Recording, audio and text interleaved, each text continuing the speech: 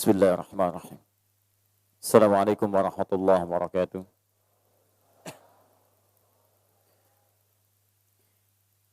Alhamdulillahi rabbil alamin.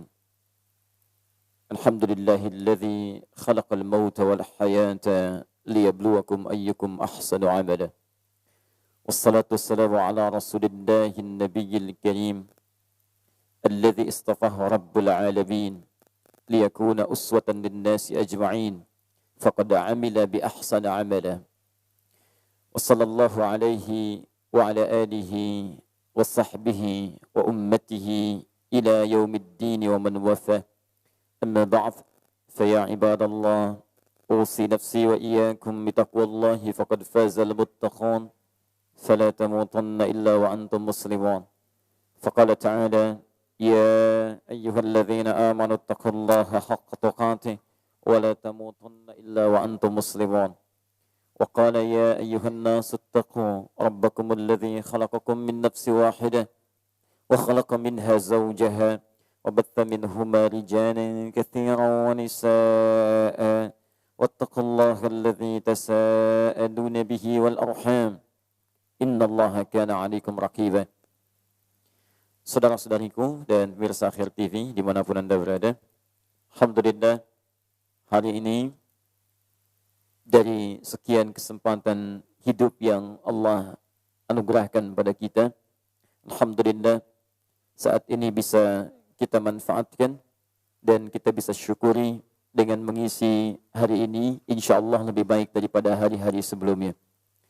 Untuk itu kita awali pertemuan kita di duha ini dengan bermohon pada Allah Subhanahu wa taala, semoga ini menjadi titik perubahan dalam kehidupan kita dan semoga hari ini dijadikan oleh Allah Subhanahu wa taala lebih baik dibandingkan dengan hari-hari sebelumnya. Kami diberikan judul atau tema untuk dibahas, hati-hati usia 40 tahun.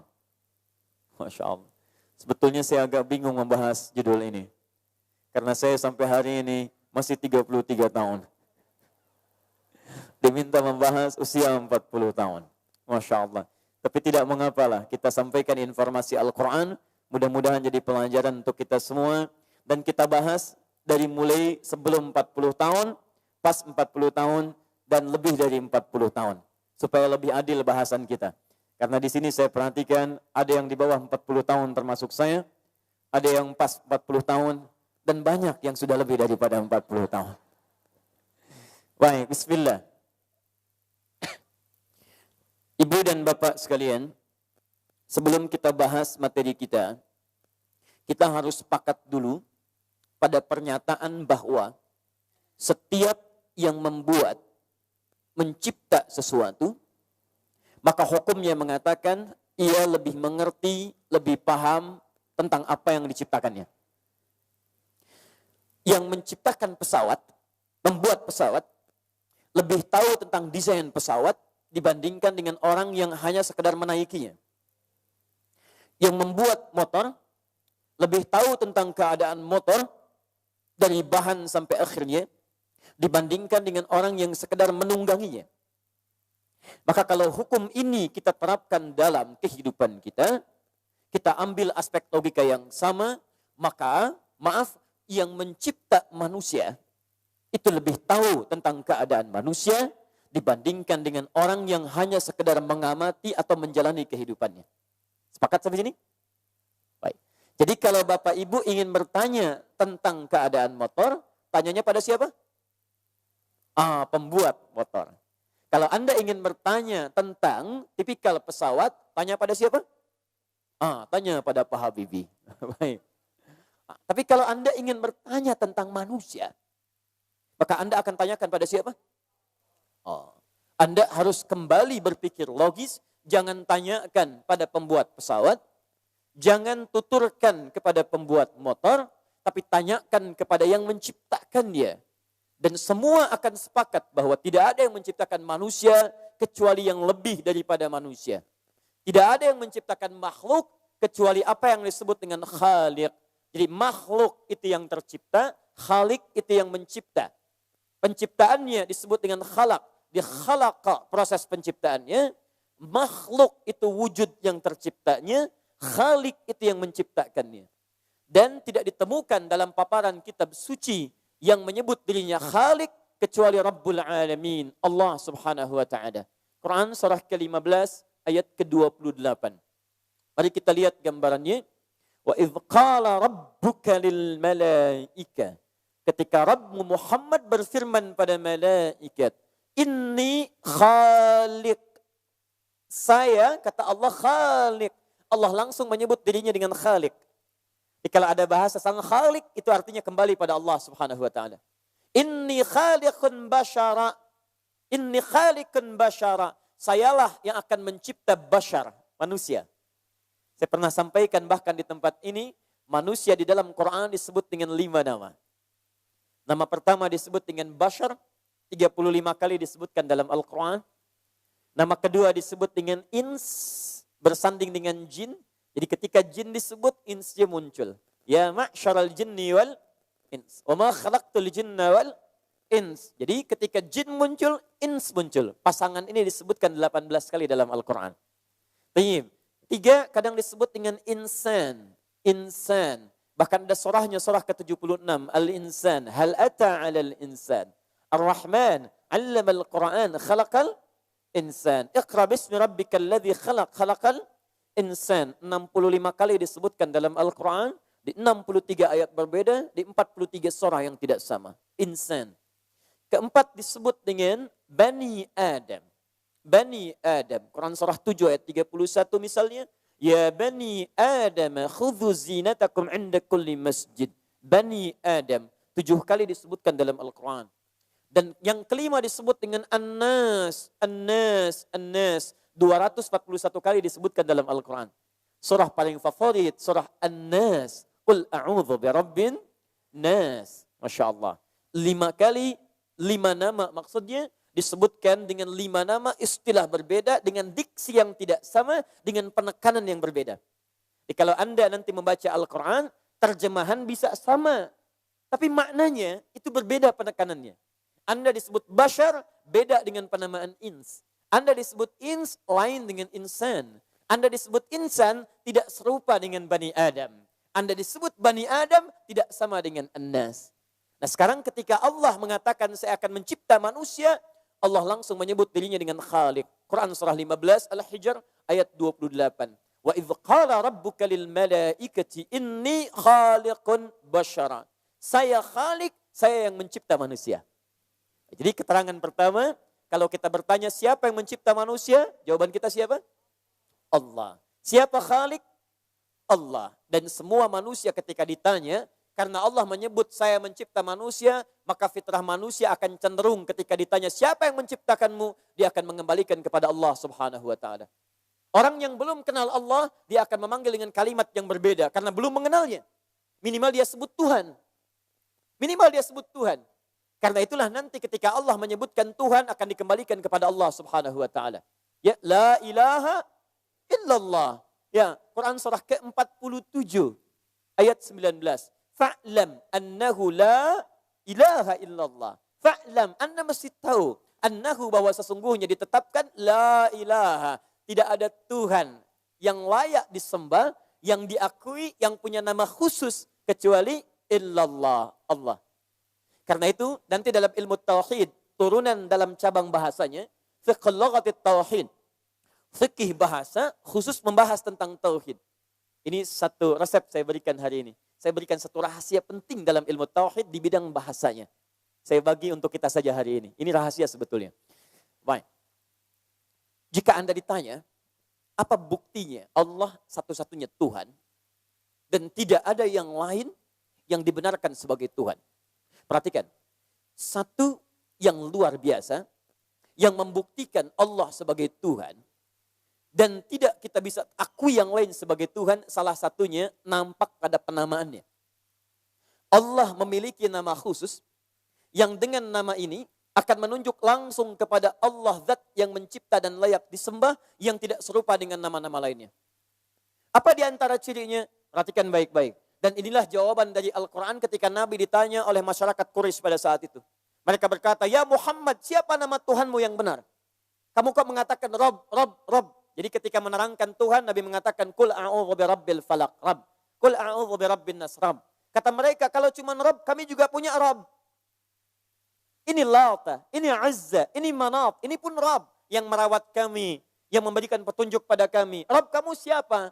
Maka diberikanlah nama khusus yang dengan nama ini tidak akan dimiliki oleh nama-nama yang lainnya. Qul, turun Quran surah ke-112. Qul, katakan Muhammad, huwa, yang dimaksud dengan Rabb yang mereka tanya itu Allah. Allah. Allah. Tidak sekadar Allah, tapi diberikan sifat keutamaannya. Ahad. Qul huwallahu ahad. Masya Allah. Sekarang hari apa? Bukan. Jangan mengarang. Awas, kita sudah punya perjanjian di awal pertemuan kita. Kalau antum menyalahi ini, saya nggak akan datang lagi ke sini. Nah, sekarang hari apa? Bukan, Bu. Bukan, jangan mengarang. Kalau tidak tahu katakan apa? Sekarang hari apa? Oh, tidak ada wallahu a'lam. Enggak ada hari wallahu a'lam. Masya Allah. Silahkan tanya. Al-yawm al-an? What day is it today? Wallahu a'lam. Masya Allah, enggak ada. Bingung orang. Baik. Enggak hafal hari. Masya Allah. Besok hari apa? Senin tuh itu hafal. Baik, jadi sekarang hari apa? Bukan minggu. Enggak ada minggu. Gak ada minggu. Minggu itu nanti dibawa. Nanti saya kisahkan tentang minggu kalau nanti ada waktunya cukup. Buka di kitabnya Risalah Ahlussunnah wal Jamaah karya Syekh Muhammad Hashim bin Asy'ari yang mendirikan Nahdlatul Ulama tanggal 31 Januari 1926. Beliau punya 19 kitab. Buka kitab keduanya Risalah Ahlussunnah wal Jamaah. Halaman ke-14 paling kanan sebelah atas, paragraf pertama baris 5 sampai 7. Nanti di baris kelima pojok sebelah kiri sampai 7, kita nanti akan temukan kapan berubah jadi minggu salah satunya. Tayyib.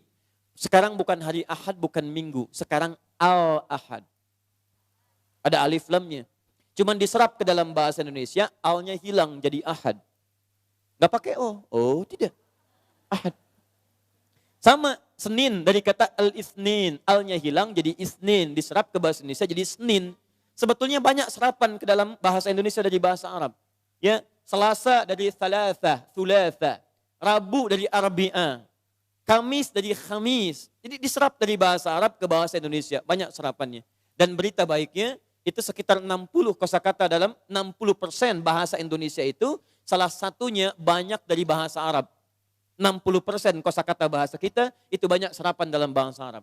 Jadi kalau orang Indonesia belajar bahasa Arab, itu akan lebih cepat bisa dibandingkan dengan bangsa lainnya. Betul, Bu. Saya baru datang beberapa pekan dari Arab kemarin, itu saya lihat anak-anak kecil begini di Arab udah bisa bahasa Arab. Saking gampangnya.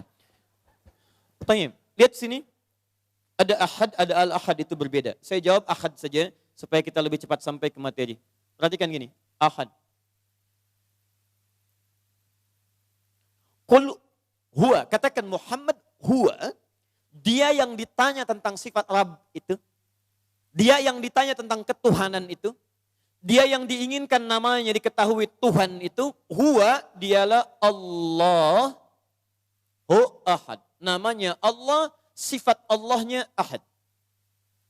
Apa artinya ahad? Tahan sebentar ya. Ada ahad, ada wahid, itu beda. Kalau wahid itu satu, tapi masih mungkin ada dua. Wahid, itsnin, talata, arba'a, khamsah, dan seterusnya. Kalau sudah wahid, pasti ada dua, ada tiga, dan seterusnya. Jelas? Tapi kalau sudah ahad, ahad itu artinya satu-satunya yang tidak akan pernah ada dua. Kurang tidak, lebih mustahil. Di satu, tidak akan pernah ada duanya, tidak akan kurang dari itu. Paham? Baik, makanya ketika menyebutkan kalimat wahid dilekatkan kepada Allah, akan harus disambungkan dengan kata ilah sebelumnya. Tidak boleh berdiri sendiri. Quran surah kedua Al-Baqarah ayat 163 misal, paling kiri sebelah bawah. Wa ilahukum ilahu wahid. Ketika ada kata wahid, ada ilah sebelumnya. Tapi kalau kata ahad, dia nggak ada masalah. Ahad cuma satu, nggak ada yang lain. Jadi tidak ada setelahnya, tidak ada kurang daripada itu. Perhatikan, sifat namanya saja ahad. Menunjuk pada zat yang satu, kalaupun dihilangkan setiap hurufnya, akan tetap menunjuk pada zat yang satu serupa. Yuk kita lihat baik-baik, saya bandingkan ya. Allah. Saya turunkan ke sini. Lihat baik-baik. Hilangkan satu huruf di sini. Tutup oleh kita. Saya rubah kalimatnya begini. Pakai tasdid. Lillahi ma fis samawati wa ma fil ard. Begitu dihilangkan satu, tetap menunjuk pada yang sama. Ahad. Saya hilangkan satu lagi. Hilang tasdidnya. Lahu ma fis samawati wa ma fil ard. Lahu mulkus samawati wal ard. Masih menunjuk pada zat yang sama. Saya hilangkan lamnya satu, begini, jadi ha. Hu. Hu itu singkatan dari kata huwa. Singkatan dari huwa. Sebab kalau Anda berhenti pada kalimat huwa, berhenti di sini, maka wa-nya nggak dibaca. Jadi hu. Contoh, Quran surah kedua Al-Baqarah ayat 255. Paling kiri pertengahan. Ayat kursi. Allahu la ilaha illa huwal hayyul qayyum. Anda berhenti pada kata huwa. Allahu la ilaha illa hu. Wakaf di sini. Hu. Singkatan dari kata huwa. Huwa. Masih menunjuk kepada ahad. Kalau Anda bertanya, siapa huwa ini? Dari mana taunya ke Allah? Balikan ke surah Al-Ikhlas. Kul huwa Allah. Katakan huwa, yang dimaksud dengan huwa ini Allah. Kembali ke sini. Saya hilangkan langsung hu-nya, habis semua. Hilang. Sesuatu yang hilang, tidak terlihat, tidak nampak disebut dengan ghaib. Quran surah kedua Al-Baqarah ayat ketiga. Alladzina yu'minuna bil ghaib. Masih kembali kepada Allah. Anda tidak percaya? Tuliskan nama Tuhan yang lain, hilangkan setiap hurufnya. Apakah masih menunjuk pada nama yang sama? Mustahil. Tidak percaya silahkan cek. Siapa yang dipertuhankan misalnya? Misal, kita ambil misalnya, jangan ada yang sekarang ya, supaya nanti keluar dari sini saya tetap aman. Ya, misal. Samiri misalkan, pernah mengaku Tuhan. Ada juga. Ganti, Fir'aun, ayo. Ya, Fir'aun pernah mengaku Tuhan. Ya. Masih ingat ayatnya? Ana rabbukumul a'la. Saya Tuhan kalian yang paling hebat. Bahkan saking pengen mengaku hebatnya, dia bilang sama sekretarisnya, Haman namanya. Haman, tolong bangunkan untukku sarha. Satu menara yang tinggi. Saya akan meropong Tuhannya Musa. Masya Allah. Dia pikir sesama Tuhan bisa saling komunikasi. Dia lupa bahwa sifatnya berbeda dengan Tuhan yang hak. Tayyib, Fir'aun mengaku Tuhan. Fir'aun. Masya Allah. Antum gak usah coba-coba mengaku Tuhan. Kalau sekarang ada yang mengaku Tuhan, katakan Anda terlambat. Karena sudah ada Fir'aun sebelumnya. Kalau ada yang mengaku Nabi, sampaikan sekarang. Anda kurang hebat, kalah sama Fir'aun. Jadi sudah gak usah banyak menyaingi Fir'aun, karena Anda gak akan menang. Lihat Fir'aun mengaku Tuhan, kita hilangkan salah satunya. Lihat baik-baik, F-nya kita hilangkan. Jadi apa namanya? Fir'aun. Masya Allah. Menunjuk pada nama yang sama? Tidak. Saya hilangkan satunya. Baca. Raun. Saya hilangkan lagi nama yang satunya. Aun. Saya hilangkan A-nya. Jadi apa? Un. Saya hilangkan un-nya. Jadi apa? En. Saya hilangkan N-nya. Jadi apa? Jadi mumi. Habis. Makanya diabadikan oleh Allah. Jasadnya sampai sekarang ingin menunjukkan bahwa ini yang mengaku Tuhan tidak bisa menyelamatkan dirinya sendiri. Hilang setiap hurufnya, tidak ada nilai ketuhanannya. Silahkan Anda keluarkan sekarang yang dianggap Tuhan, yang dipertuhankan, berikan rumus ini. Anda tidak akan pernah temukan Khalik yang sesungguhnya, zat yang sesungguhnya kecuali ini. Dari namanya saja sudah menunjuk pada Tuhan yang hak. Dan dia mengatakan, Inni Khalik. Kalau ada yang mengaku Tuhan, maka sayalah Tuhan yang benar. Khalikun basyara. Saya yang menciptakan manusia. Jadi kalau ditanya siapa yang mencipta manusia? Allah. Jelas sampai sini? Kalau sudah jelas, mari kita turunkan sampai menemukan 40 tahun. Karena Allah yang mencipta manusia, maka ketika Anda ingin mencari keterangan tentang manusia, dari sejak tahapan, etapa kehidupannya dari awal sampai berakhir, maka Anda tidak akan pernah menemukan keterangan yang detil, kecuali keterangan dari Allah Subhanahu wa ta'ala. Kalau Anda ingin menemukan keterangan dari Allah, maka Anda mesti melacak firman-Nya.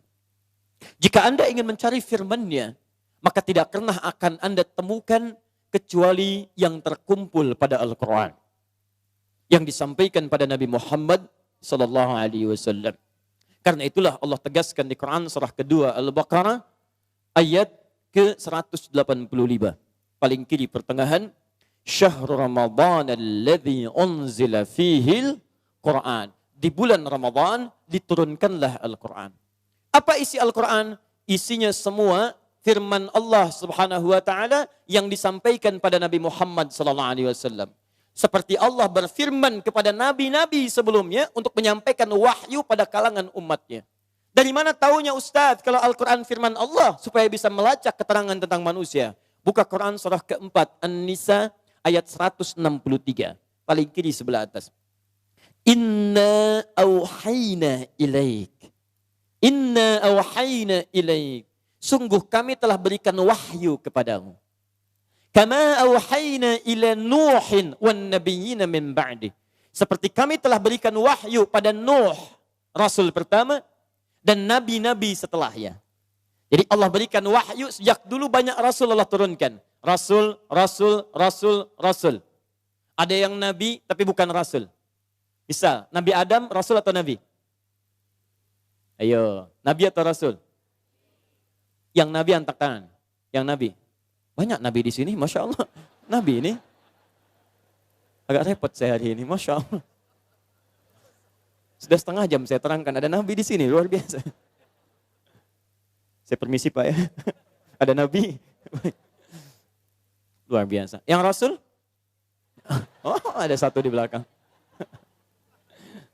Nabi Adam itu alaihi salam nabi bukan rasul. Nabi bukan rasul.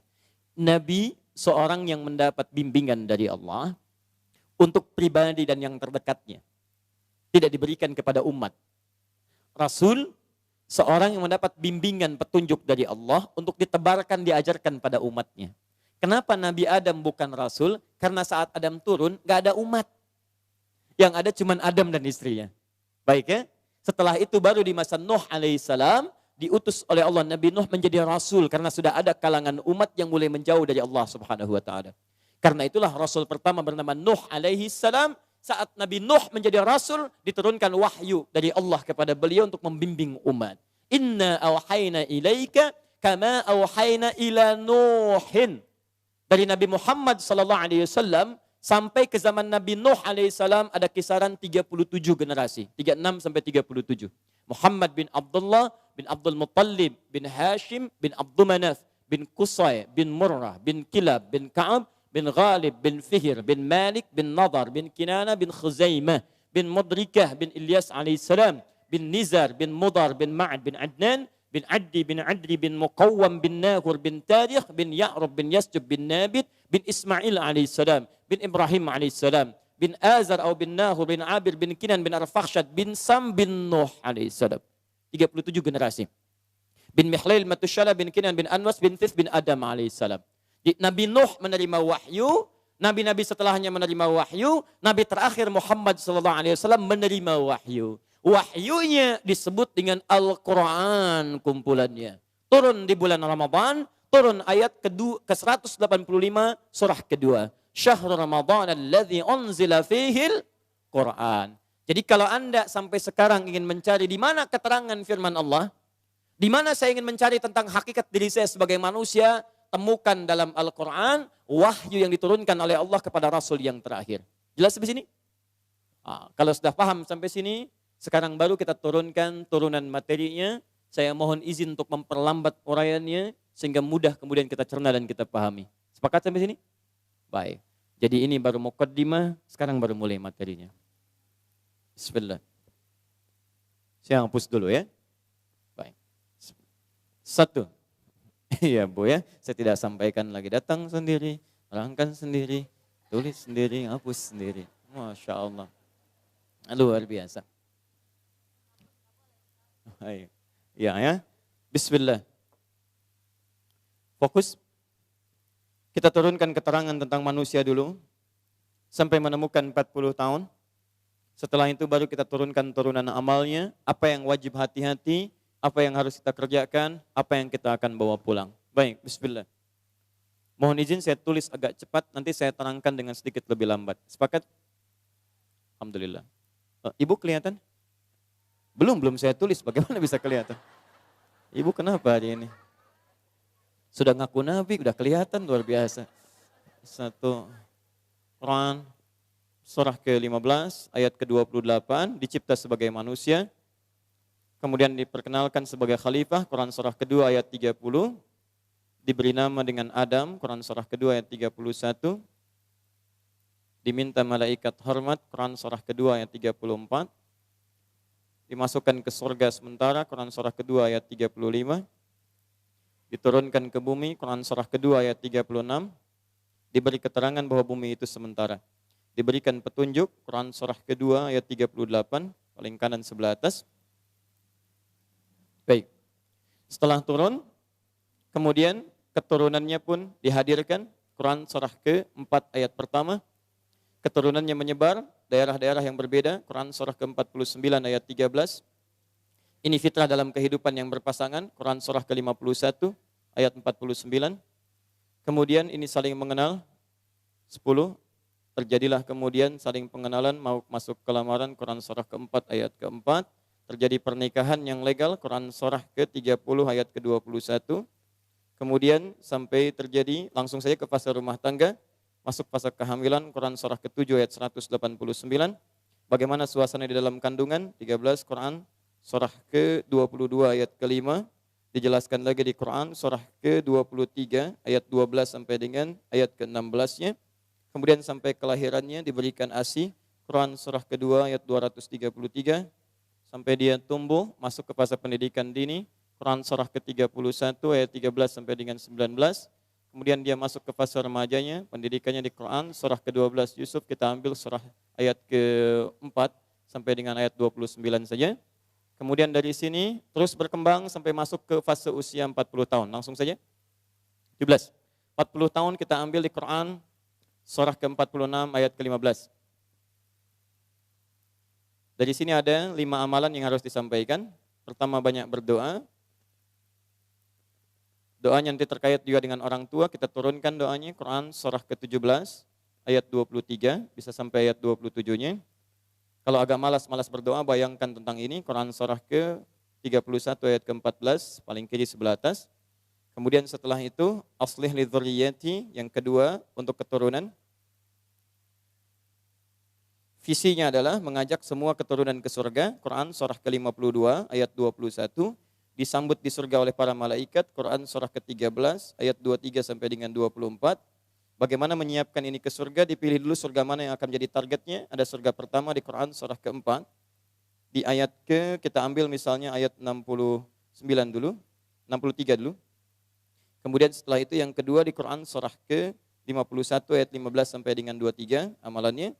Kemudian setelah itu diambil di Quran surah ke-3 ayat 133 sampai 134, atau ambil yang level biasa di Quran surah ke-2 ayat 25. Nanti amalannya kita turunkan. Setelah itu kita hapus dulu. Baik. Selanjutnya kita turunkan. Setelah ini tubtu ilaik, kemudian tubtu taubat. Saya turunkan lagi. Amalan taubat kita turunkan Quran surah ke-66 ayat ke-8, taubatnya harus taubat nasuha. Cara taubatnya ada di Quran surah ke-4 An-Nisa ayat 17 sampai 18. Sampai taubat itu dicintai oleh Allah Subhanahu wa taala di akhir surah ke-2 ayat ke-222, akhir ayatnya.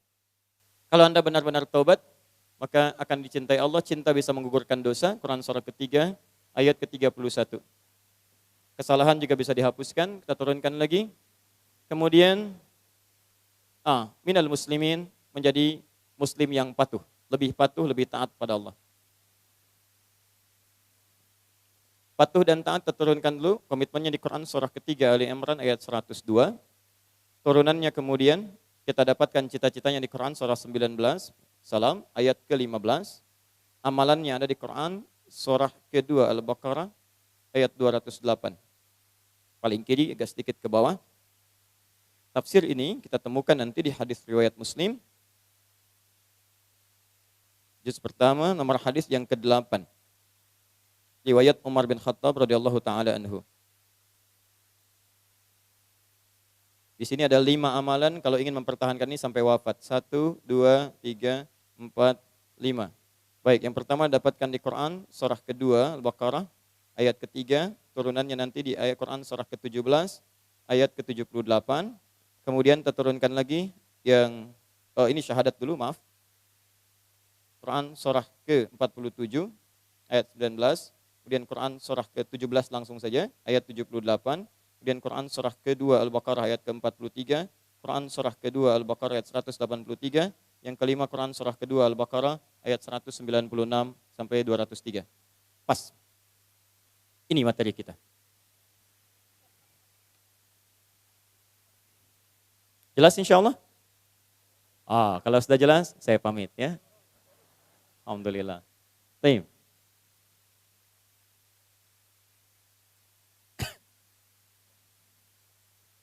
Sudah? Ada satu lagi yang belum saya turunkan, saya masukkan di doa nanti ya. Jadi ini kelihatannya 4 tapi isinya 5 sebetulnya. Baik. Bismillahirrahmanirrahim. Kita mulai materi kita. Bapak Ibu sekalian, di antara keistimewaan Al-Quran yang sekaligus menegaskan bahwa Al-Quran firman Allah, bukan rekayasa manusia, juga kitab yang sesungguhnya, yang membenarkan kitab-kitab sebelumnya. Di antara kebenarannya menunjukkan kepada kita isyaratnya lewat penciptaan manusia. Tidak ada satupun kitab sampai hari ini yang menerangkan kepada kita, bahkan yang dianggap suci, menerangkan tentang manusia secara detil dari sejak penciptaan sampai kembalinya kepada Allah, kecuali hanya Al-Quran saja. Saya alhamdulillah punya koleksi kitab-kitab lain di rumah. Saya punya koleksi dari Taurat, bahkan dari versi bahasa Arabnya. Kemudian ada Bible dengan beberapa varian perbedaan-perbedaan dan cetakan-cetakan berbedanya.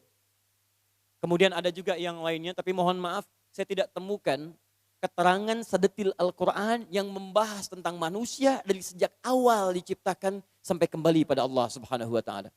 Di sini nanti kita akan temukan kebenaran Allah yang meyakinkan pada kita memang tidak ada Tuhan yang hak selain Allah Subhanahu wa taala.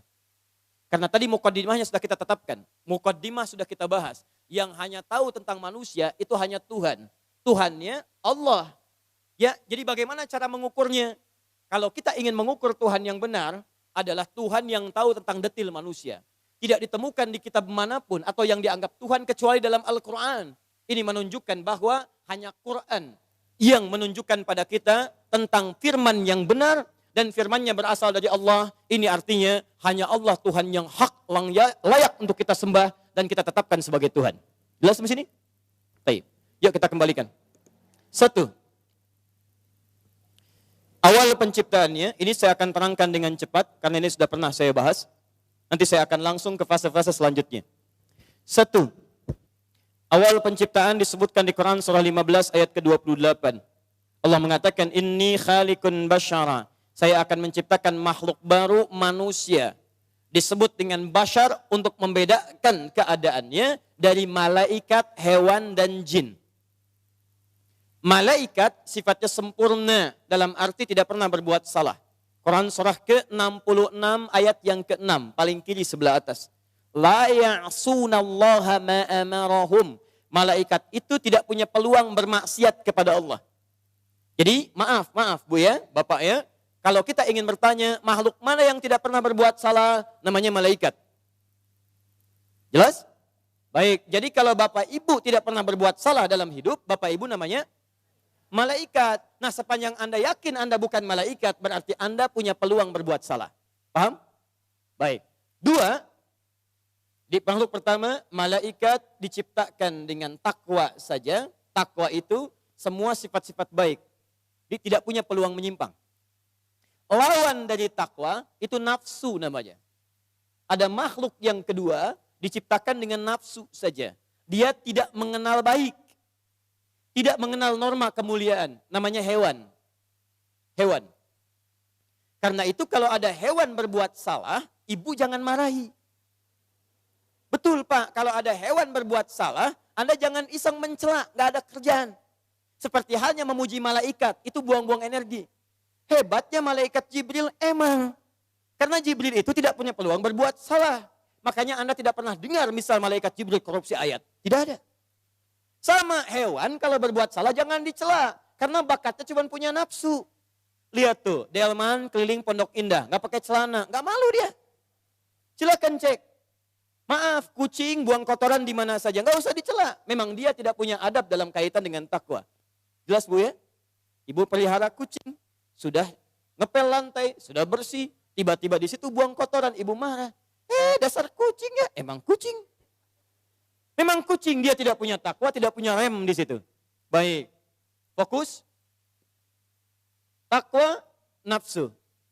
Nah, di tengah-tengah ini ada makhluk ibu bapak sekalian yang dia punya takwa, punya nafsu.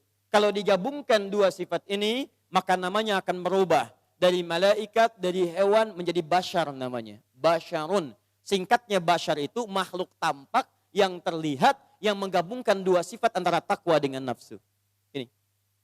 Di manusia ketika diciptakan oleh Allah, diperkenalkan dengan nama bashar, menunjukkan kesan bahwa dalam dirinya ada potensi takwa, cenderung pada kebaikan. Saat yang sama dia bisa berbuat salah dengan nafsunya. Paham? Jadi jangan kaget kalau saat bersamaan, misal Anda ada dorongan yang baik, dorongan yang buruk. Selalu begitu. Ada potensi jujur, ada lawannya dusta. Ada kemudian potensi tawadhu, rendah hati, ada lawannya sombong. Ada potensi sabar, ada juga potensi marah, komplit dalam diri kita. Karena itu jangan pernah heran kalau Anda dengar suara adzan, Allahu Akbar, Allahu Akbar. Pernah ada getaran dalam hati? Cepat siap-siap, sudah adzan. Pernah begitu? Itu takwa namanya. Setelah adzan selesai, la ilaha illallah, tiba-tiba ada suara, tenang, baru adzan, belum qomat. Pernah ada bisikan itu? Itu nafsu namanya dorongannya. Manusia disebut dengan bashar karena menggabungkan dua sifat ini. Baik, perhatikan baik-baik. Apa bedanya kemudian dengan jin? Dengan setan, dengan iblis? Perbedaannya pada kontrol nafsunya. Iblis itu nafsunya lebih dominan dibandingkan dengan takwanya. Karena iblis pernah bertakwa. Cuman sayang karena nafsunya sangat dominan, tertutup semua takwanya, dilebur oleh nafsunya. Datanglah murka Allah sampai dengan kiamat dan abadi dalam neraka jahanamnya. Dari mana membuktikan itu Ustaz? Quran surah ke-18 ayat ke-50, paling kanan pertengahan. Wa idh qulna lil malaikati isjudu li Adam fasajadu illa iblis. Saat kami firmankan kepada malaikat dan jin yang ada di sekitarannya sujud hormat pada Adam. Semua hormat karena taat pada perintah Allah Subhanahu wa taala. Illa iblis, kecuali iblis. Siapa iblis ini? Lihat baik-baik. Kana minal jinni fa fasaqa an amri rabbi. Iblis ini awalnya termasuk kalangan jin. Jadi asal dari iblis, asalnya jin. Kana minal jinni. Jin yang apa? Fa fasaqa an amri rabbi. Jin yang tiba-tiba fasik keluar dari ketaatan kepada Allah Subhanahu wa taala. Lawan dari fasik itu taat. Lawan fasik itu taat, Pak. Lawan fasik itu taat. Jadi sebelum dia fasik, dia itu taat. Jin ini taat kepada Allah. Cuman sayang ketika Adam diciptakan, diberikan kelebihan, dia nggak mau nerima kelebihan itu. Ketika diminta hormat kepada Adam atas perintah Allah, dia katakan, lihat baik-baik, Quran surah kedua ayat 34, Aba wastakbar, dia enggan, istakbar, dia sombong. Apa yang dia katakan? Quran surah 7 ayat 11 sampai 13, Ana khairun minhu, khalaqtani min narin wa khalaqtahu min tin. Saya lebih hebat dibandingkan dia. Tidak level. Yang diciptakan lebih tinggi dari api, sujud hormat kepada yang diciptakan lebih rendah dari tanah. Ketika dia tidak mau sujud karena kesombongannya, sombong itu baik atau buruk? Buruk. Tawadhu, rendah hati, baik atau buruk? Baik. Sekarang perhatikan baik-baik ya. Perhatikan baik-baik. Kalau ada yang baik, menutup yang jelek. Maka dalam bahasa Arab, akar katanya berakal dari kata labisa. Lam, ba, sin. Menutup yang baik, menutup yang buruk. Ada yang baik, menutup yang buruk. Karena itu pakaian dalam bahasa Arab disebut dengan libas namanya. Libasun. Libasun. Kenapa disebut dengan libas? Karena pakaian ini menutup bagian tubuh kita yang dianggap buruk tampil keluar. Makanya disebut aurat. Aurat itu terbuka. Sesuatu yang terbuka ditutup. Kita nggak mau terbuka. Sesuatu yang baik menutup yang buruk disebut dengan libas.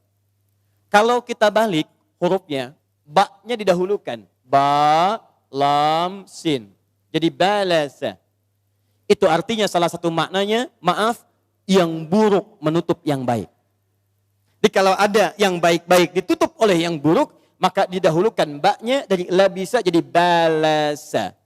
Kalau melekat pada pemiliknya, maka berubah kalimatnya dari balasa jadi iblis. Kenapa iblis disebut dengan iblis? Karena pada saat itu dia tertutup oleh sifat-sifat buruknya, sombong. Begitu ditutup oleh sifat sombong, hilang semua sifat takwanya. Hilang. Maaf, diminta sujud, tidak mau. Diminta hormat, tidak mau. Dan hebatnya, ketika salah, Allah berikan peluang untuk tobat pun, dia tidak mau tobat juga. Dia tidak mau tobat. Perhatikan bedanya dengan Adam. Adam punya takwa, Adam punya nafsu. Adam berbuat salah. Ketika salah melanggar larangan Allah untuk makan buah khuldi itu, diberikan kesempatan tobat. Quran surah kedua ayat 37, paling kiri sebelah bawah. Fatalaqqa Adamu min rabbihi kalimatin fataba alaihi. Adam masih mau tobat. Bedanya dengan iblis, maaf, diberi kesempatan tobat, dia malah mengajukan proposal kepada Allah. Ya Allah, saya ingin buktikan memang saya lebih hebat dibandingkan Adam. Berikan saya kesempatan untuk menggoda Adam yang dikatakan lebih hebat daripada saya itu. Dengan menggoda ini, saya akan buktikan kepadamu, saya memang lebih unggul dibandingkan dengan Adam. Perhatikan, ketika nafsu menguasai dirinya, tertutup keadaan dirinya, takwanya hilang dalam pandangan Allah Subhanahu wa taala, yang muncul semua keburukannya. Maka diancamlah oleh Allah dengan neraka jahanam sampai akhir kehidupannya. Di pertama, kenapa kita disebut dengan bashar? Ibu bapak mesti tahu baik-baik bahwa dalam diri kita akan ada dua peluang. Satu, peluang jadi orang baik. Yang kedua, peluang nafsu yang bisa menyamakan kita dengan hewan. Kedua, kita beda dengan malaikat, tidak sama dengan hewan. Plus tidak serupa dengan iblis. Jadi kalau ada di antara kita, maaf, orang yang misalnya tidak pernah mau berbuat baik dalam kehidupan, maka dia sedang dikuasai oleh iblis. Karena hakikatnya dia bukan iblis, tapi masuk nilai-nilai iblis dalam kehidupannya. Paham? Sudah, ini satu saya bahas. Agak cepat. Ditugaskan oleh Allah makhluk ini bukan di langit. Malaikat tugas di langit, jin ada sebagian yang di langit kemudian turun ke bumi. Lihat baik-baik, makhluk terakhir manusia ini diturunkan oleh Allah untuk bertugas di bumi. Inni ja'ilun fil ardi khalifah. Hei malaikat, hei jin, saya ciptakan makhluk baru ini dengan satu tugas. Tugasnya bukan di langit tapi fil ardi. Di bumi sebagai apa? Khalifah. Selesai. Satu, diciptakan manusia. Kedua, tugas kehidupannya ada di bumi. Jadi kalau ada seseorang bernama manusia, pasti hidupnya di mana? Di bumi. Baik, sekarang Bapak Ibu di mana? Bukan, di Pondok Indah. Masjid Raya Pondok Indah. Pondok Indah bagian dari bumi? Bagian dari bumi. Berarti kita manusia normal. 3, agak cepat. Nama pertamanya disebut dengan Adam. Wa 'allama Adamal asma'a kullaha. Detil. Awal penciptaan dibedakan sifatnya dari makhluk lain, tugasnya diberikan. Yang ketiga, nama manusia pertamanya disebutkan Adam. Dah? Punya keunggulan, dihormati oleh malaikat. Quran surah kedua ayat 34. Agak cepat. Setelah itu diperkenalkan tempat kehidupan aslinya. Surga. Quran surah kedua ayat 35. Sekarang akan saya lambatkan karena ini inti bahasan kita. Perhatikan baik-baik. Saat Allah menyebutkan surga di ayat ini sekaligus menginformasikan pada kita bahwa tempat utama kita itu adalah di tempat ini, surga. Perhatikan kalimatnya, wa qulna, dan kami tegaskan kepada Adam. Kami firmankan kepada Adam, ya Adamuskun anta wa zaujukal jannah. Hei Adam, saya firmankan padamu dan pasanganmu, istrimu, uskun anta. Uskun anta. Uskun dari kata sakana. Dari sini muncul kata sakinah. Tempatnya disebut dengan maskan. Tempat muara asal disebut dengan maskan. Di Quran ingin mengatakan, hei Adam, hei istrimu, cepat tinggali di sini. Ini tempat asalmu di sini. Ini muaramu di sini. Di mana itu? Jannah. Jadi pertama kali Allah firmankan pada malaikat, pada jin, pada makhluk sekitaran, maaf, Allah tegaskan kepada kita semua bahwa tempat asal kita, tempat muara kita, tempat abadi kita bukan bumi, tapi surga. Di semua kita itu tempatnya surga, Bu, Pak. Tidak cukup dengan amin, harus tahu dulu kita. Ya. Surga. Bumi itu bukan tempat kita. Bumi cuma sementara saja. Karena tempat kita di surga, Bapak kita pernah di surga, turun ke bumi untuk menjalankan misi sebagai khalifah, kemudian balik lagi ke surga. Makanya kata Nabi, mohon maaf, kata Nabi, semua umatku itu akan masuk surga. Illa man aba, kecuali yang tidak pengen. Itu masalahnya. Jadi kalau ada orang masuk neraka bukan ke surga, bukan karena Allah nggak mau dia masukkan ke surga, bukan. Karena orang ini memang tidak pengen masuk surga. Itu masalahnya. Ada yang saat mudik tidak mau pulang? Ada. Ini saya gambarkan ilustrasi sederhana. Pelan-pelan ya, lihat baik-baik. Ibu bapak kalau mudik itu, di kita di Indonesia khususnya, biasanya pada saat apa? Saat lebaran. Perhatikan baik-baik. Apakah setiap orang yang mendapati lebaran akan mudik? Tidak. Siapa yang mudik? Yang mampu. Lebih tepatnya yang punya bekal untuk pulang. Silakan Anda cek. Bukan dia tidak mampu, tapi bekalnya nggak ada. Saya pernah tanya pada seseorang, kenapa Anda tidak mudik? Ustaz, saya tidak punya bekal. Tapi yang punya bekal, lihat baik-baik. Dia mencari semaksimal mungkin. Dia dapatkan bekalnya, Masya Allah. Begitu tiba waktunya, Masya Allah. Dia tempuh jarak yang cukup panjang, dia gunakan keadaan sederhana, tapi bekalnya luar biasa. Motornya bebek Pak, tapi bekalnya singa Bu, luar biasa. Di belakangnya dimodifikasi lagi, pakai pelepah pisang, masukin dus lagi, Masya Allah. Dituliskan pakai kertas di belakangnya, aku pulang, tunggu aku ya, Masya Allah. Luar biasa. Kenapa dia bahagia? Karena dia punya bekal. Makanya hebatnya luar biasa, kemudian dia sampaikan pada keluarganya, saya mau mudik ya. Ketika tahu yang di rumah akan kedatangan tamu akan mudik, maka apa yang terjadi? Bahagianya luar biasa. Rumah ditata dengan baik, dicat dirapihkan, yang tidak ada dia ada-adakan. Bahkan spesial, yang tadinya mustahil ada, jadi ada. Kalengnya kongwan, isinya rangginang. Cuman ada pas mudik. Cuman ada pas mudik, jadi yang tidak ada pun dia ada-adakan, cuman saat mudik. Anda bisa bayangkan kalau hukum dunia saja saat mudik ke tempat asal mengharuskan kita punya bekal, maka bagaimana dengan hukum akhirat yang abadi? Makanya orang-orang yang punya bekal itu cenderung cepat ingin pulang. Orang-orang yang punya bekal cenderung tenang pulangnya. Makanya saat dia akan pulang dalam meninggalnya pun tenang Bu. Silahkan Ibu cek. Tenang luar biasa. Quran surah 89 ayat 27 sampai 30. Ya ayyatuhan nafsul mutmainnah, hei jiwa-jiwa yang tenang. Mau meninggal aja tenang. Tenang, tenang, tenang. Bahkan ada sementara yang menyiapkan tempat persiapan meninggalnya. Ada yang sudah bikin makam sendiri, punya rasa. Ada yang menyiapkan pakai kain kafan sendiri, lalu mengatakan pada anaknya, ya idza mittul ana fala tut'imul jiwar. Kalau papa meninggal sekarang tolong jangan repotkan tetangga. Pakai kain kafan, sebagian tinggal disempurnakan. Begitu dipakai, asyhadu an la ilaha illallah, asyhadu anna muhammadar rasulullah. Meninggal. Ada yang meninggal dalam keadaan sujud, saking banyak yang bekal yang didapatkan. Yang tidak punya bekal gelisah. Gelisah, bahkan ada yang takut. Ada yang gak mau keluar. Makanya di Quran surah 8 ayat 50, malaikat sampai pukul-pukul badannya. Keluar kamu, keluar kamu, keluar kamu. Ada yang pukul-pukul, ada yang ngamuk-ngamuk dan sebagainya. Kenapa? Karena takut pulang dia tidak punya bekal. Karena itulah orang-orang yang pulang dengan bekal yang baik, maka dia disambut saat pulangnya. Nanti kita turunkan ayatnya saat kita sampai ke ujungnya. Saya teruskan sebentar, fokus sini. Maaf, kita simpulkan dulu. Di tempat kita asalnya di mana? Di surga. Kalau bumi itu sementara atau abadi? Sementara. Tugasnya apa? Mencari bekal sebagai khalifah untuk pulang ke rumah kita di surga. Paham?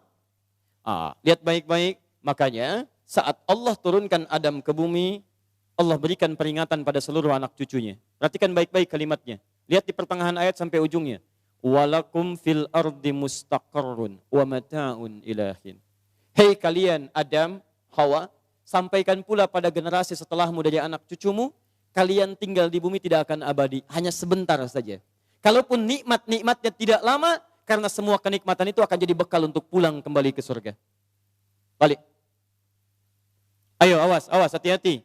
Hati-hati yang merasa hidupnya nikmat sampai hari ini, kenikmatan itu Allah berikan untuk mencari surga Anda.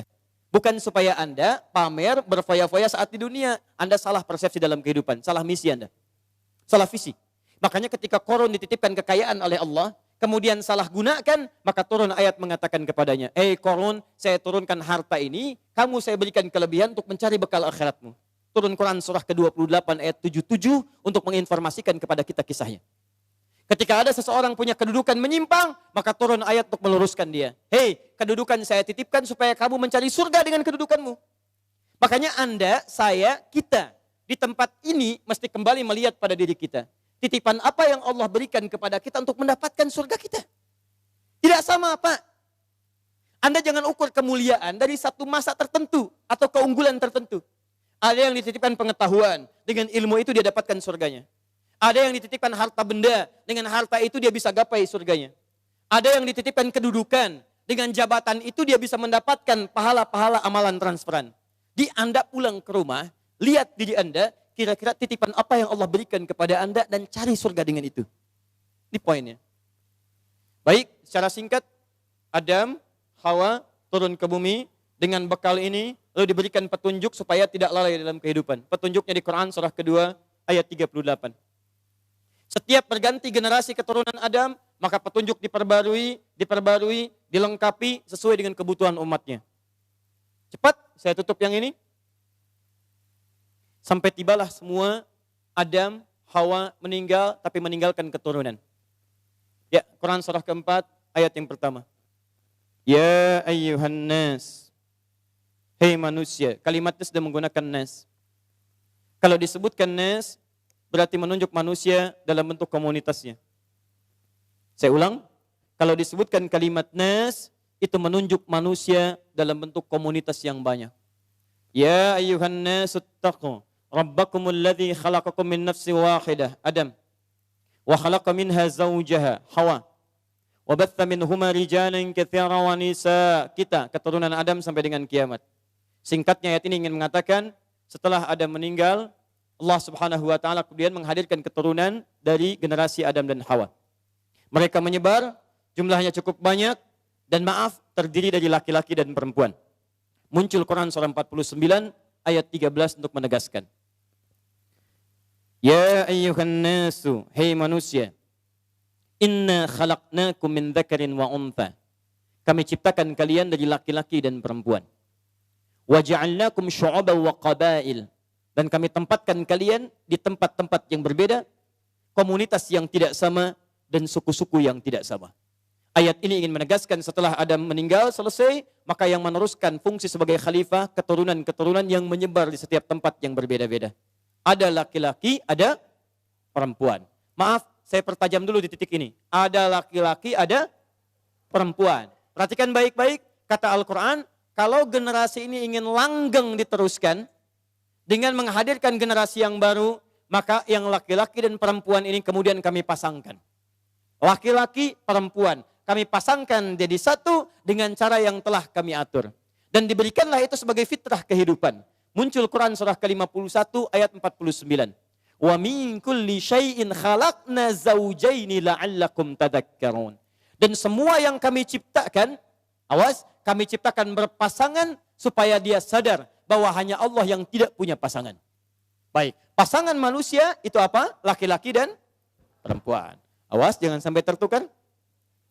Sepanjang namanya manusia, maka dia tercipta kalau tidak laki-laki apa? Perempuan. Pasangan laki-laki apa? Perempuan. Pasangan perempuan apa? Laki-laki. Perhatikan baik-baik. Ini pasangan berlawanan kata Allah sudah fitrah. Jangankan pada manusia, setiap makhluk. Hewan makhluk bukan? Makhluk, baik. Jadi kalau hewan itu makhluk berarti hewan punya pasangan. Kalau manusia laki-laki, hewan jantan. Kalau manusia perempuan, hewan betina. Karena itu pasangan hewan jantan pasangannya, pasangan hewan betina pasangannya, kambing jantan pasangannya, kambing betina. Kambing punya akal tidak? Kambing punya takwa tidak? Kambing sholat tidak? Tidak. Baik, lihat baik-baik. Kambing tidak sholat. Karena itu kalau ada manusia tidak sholat, manusia itu sama dengan, tidak saya katakan itu. Manusia sedang keluar dari fitrah kehidupannya. Baik. Kambing punya takwa tidak? Tidak. Kambing diikat di samping masjid Pondok Indah. Datang hari Idul Adha, azan berkumandang. Walaupun azan berkumandang, diikat samping masjid karena nggak punya takwa. Maaf, dia tidak akan pernah malu untuk melakukan hubungan. Karena tidak punya takwa, adanya nafsu. Maka yang jantan tetap akan mengejar yang betina. Walaupun dia tidak punya takwa, nggak punya malu, tapi dia masih punya fitrah.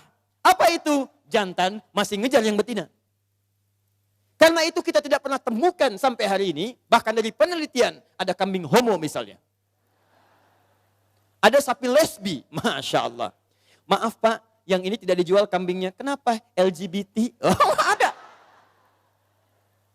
Anda nggak akan pernah temukan. Sapi ini agak aneh Pak, kenapa? Lesbi? Nggak ada. Jadi kalau kambing saja paham pasangannya, maka kita manusia yang bukan kambing lebih harus paham pasangan kita. Kalau sapi tahu pasangannya, maka kita yang bukan sapi harus mengerti pasangan kita.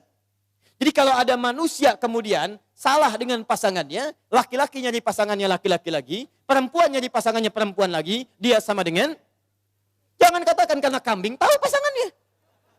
Dia lebih daripada kambing. Karena kambing mengerti pasangannya, sapi tahu pasangannya. Ada yang salah dalam kehidupannya. Ya, saya cepat saja, saya cepat. Kemudian kalau ingin bersatu ini diatur bagaimana cara berpasangan. Ini cara ta'arufnya, kemudian ini pasangannya, ini untuk memberikan maharnya, ini pernikahannya sampai fase kehamilan. Ya, saya lompat ke sini karena waktu saya tinggal 20 menit lagi. Untuk memberikan penjelasan, sisanya kita tanya jawab. Ya. Bismillah. Ayo, kita agak cepat, kita belum ketemu 40 tahun. Ya, ini baru turun ke bumi. Ya, saya agak lambatkan sedikit. Lihat baik-baik. Tadi Adam diciptakan oleh Allah dengan bapak tidak? Dengan ibu tidak? Tahu dari mana? Turunkan ayatnya. Hei Adam, kami ciptakan engkau sebagai manusia. Tidak disebut bapaknya, tidak disebut ibunya. Tapi disebutkan langsung min solsolin min hama'in masnun. Dari bahan bakar dari tanah, kemudian diciptakan dari itu jadilah kemudian manusia. Di Adam, manusia satu-satunya yang dilahirkan tanpa bapak, tanpa ibu. Paham sampai sini? Baik, saya pernah ditanya, Ustaz, kenapa Anda tidak mengakui Isa sebagai Tuhan? Isa kan Nabi, saya bilang. Tapi Isa kan luar biasa. Isa satu-satunya makhluk yang diciptakan tanpa bapak. Tanpa bapak, makanya kami akui sebagai Tuhan. Saya katakan, mohon maaf, walaupun ini belum dihapus, tapi kita lihat baik-baik. Gak apa-apa ya. Perhatikan baik-baik. Kalau Isa ditetapkan sebagai Tuhan hanya karena lahir tanpa bapa, saya tanya kenapa Adam tidak ditetapkan sebagai Tuhan? Karena Adam lebih hebat daripada Isa. Lahir tanpa bapak dan ibu. Lalu disampaikan kemudian, Ustadz, tapi kan Isa bisa menghidupkan orang mati. Lalu kami tegaskan, yang menghidupkan orang mati, makhluk mati bukan cuma Isa. Nabi Ibrahim pernah menghidupkan makhluk mati dengan izin Allah. Dan caranya lebih hebat dibanding Nabi Isa. Buka Quran surah kedua Al-Baqarah ayat 260, paling kiri sebelah atas. Wa idh qala Ibrahim rabbi arini kaifa tuhyil mauta. Ketika Ibrahim menyampaikan kepada Rabbnya, ya Allah tolong tunjukkan pada saya bagaimana menghidupkan yang mati. Qala awalam tu'min, Allah berfirman, kamu enggak yakin dengan saya? Qala bala walakin liyatma'inna qalbi. Saya yakin ya Allah, tapi tolong tunjukkan supaya hati saya lebih tenang saja. Supaya hati lebih tenang. Lihat baik-baik, kata Allah, ambil burung, potong-potong, kemudian tebarkan di setiap bukit. Jadi setiap bagiannya pisahkan, simpan bukit 1, bukit 2, bukit 3. Thummad'uhunna ya'tinaka sa'ya. Kamu tinggal panggil, hei datang dengan izin Allah. Isa manggil, hei hidup dengan izin Allah. Ibrahim manggil, hei hidup datang dengan izin Allah. Nabi Isa menghidupkan yang mati, maaf masih utuh. Ditepuk, bangun dengan izin Allah. Nabi Ibrahim lebih canggih. Dipotong-potong dulu, disebar, dipanggil, hidup dengan izin Allah. Nyatu lagi dengan izin Allah subhanahu wa ta'ala. Lalu kami sampaikan, kalau Nabi Ibrahim menghidupkan yang lebih canggih dengan izin Allah, kenapa beliau tidak disebut sebagai Tuhan? Makanya di sini, kemudian Allah menegaskan, inna, awas hati-hati, sungguh penciptaan Isa itu seperti halnya penciptaan Adam. Kamatsali Adam, seperti halnya penciptaan Adam alaihissalam. Maksudnya sama-sama sebagai manusia, sama-sama bersumber dari ciptaan Allah subhanahu wa ta'ala. Paham sampai sini? Sekarang kita kembalikan. Saya ulang baik-baik. Tadi yang diciptakan tanpa ayah dan ibu siapa? Adam alaihissalam. Nah, setelah Adam turun ke bumi, kemudian bersanding dengan Sayyidah Hawa, dari situlah melahirkan keturunan-keturunan. Keturunannya disebut dengan Bani Adam. Semua anak cucu Adam akan berproses kehidupan berbeda dengan Adam. Kalau Adam tidak melalui fase kandungan, maka semua anak cucu Adam akan melalui proses kandungan. Disebut dengan Bani Adam. 7 kali dalam Al-Quran. Ya. Perhatikan baik-baik. Bani, anak keturunan. Adam dari Adam plus istrinya. Hawa. Jadi kalau kita akan cari keturunan kita, semua akan tersambung ke Adam. Antum silakan cari bapaknya, kakek buyutnya, nenek moyangnya. Antum mau cari sampai kiamat pun antum hitung, ujung-ujungnya kembali kepada Adam. Nabi Isa kembali kepada Adam. Isa punya ibu Maryam, diproses dalam kandungan. Maryam punya ayah namanya Imran. Imran punya istri namanya Hannah. Imran satu jalur dengan Yusuf. Ya, di situ ada Nabi Zakaria. Yusuf naik lagi ke atasnya ada Yakub. Yakub kemudian anaknya Ishak. Ishak anaknya Ibrahim alaihissalam jami'an. Ibrahim nyambung ke Adam alaihissalam. Dari jalur Ibrahim ada Nabi Ismail. Dari Nabi Ismail ke Nabi Muhammad SAW. Dari situ kemudian turun sampai ke kita sekarang. Jadi semua kita kalau akan dicari semua sumbernya ke Adam alaihissalam. Bedanya dengan Nabi Adam, Adam dicipta tanpa proses kandungan, semua anak cucu Adam dicipta oleh Allah dengan proses kandungan. Nah, dengan cepat dalam kandungan inilah kemudian berproses Quran surah 7, kandungan lemah sampai dengan kelahiran. Dari situ kemudian fokus baik-baik, ada proses dalam kandungan Quran surah 22 ayat 5, Quran surah 23 ayat 12 sampai dengan 16.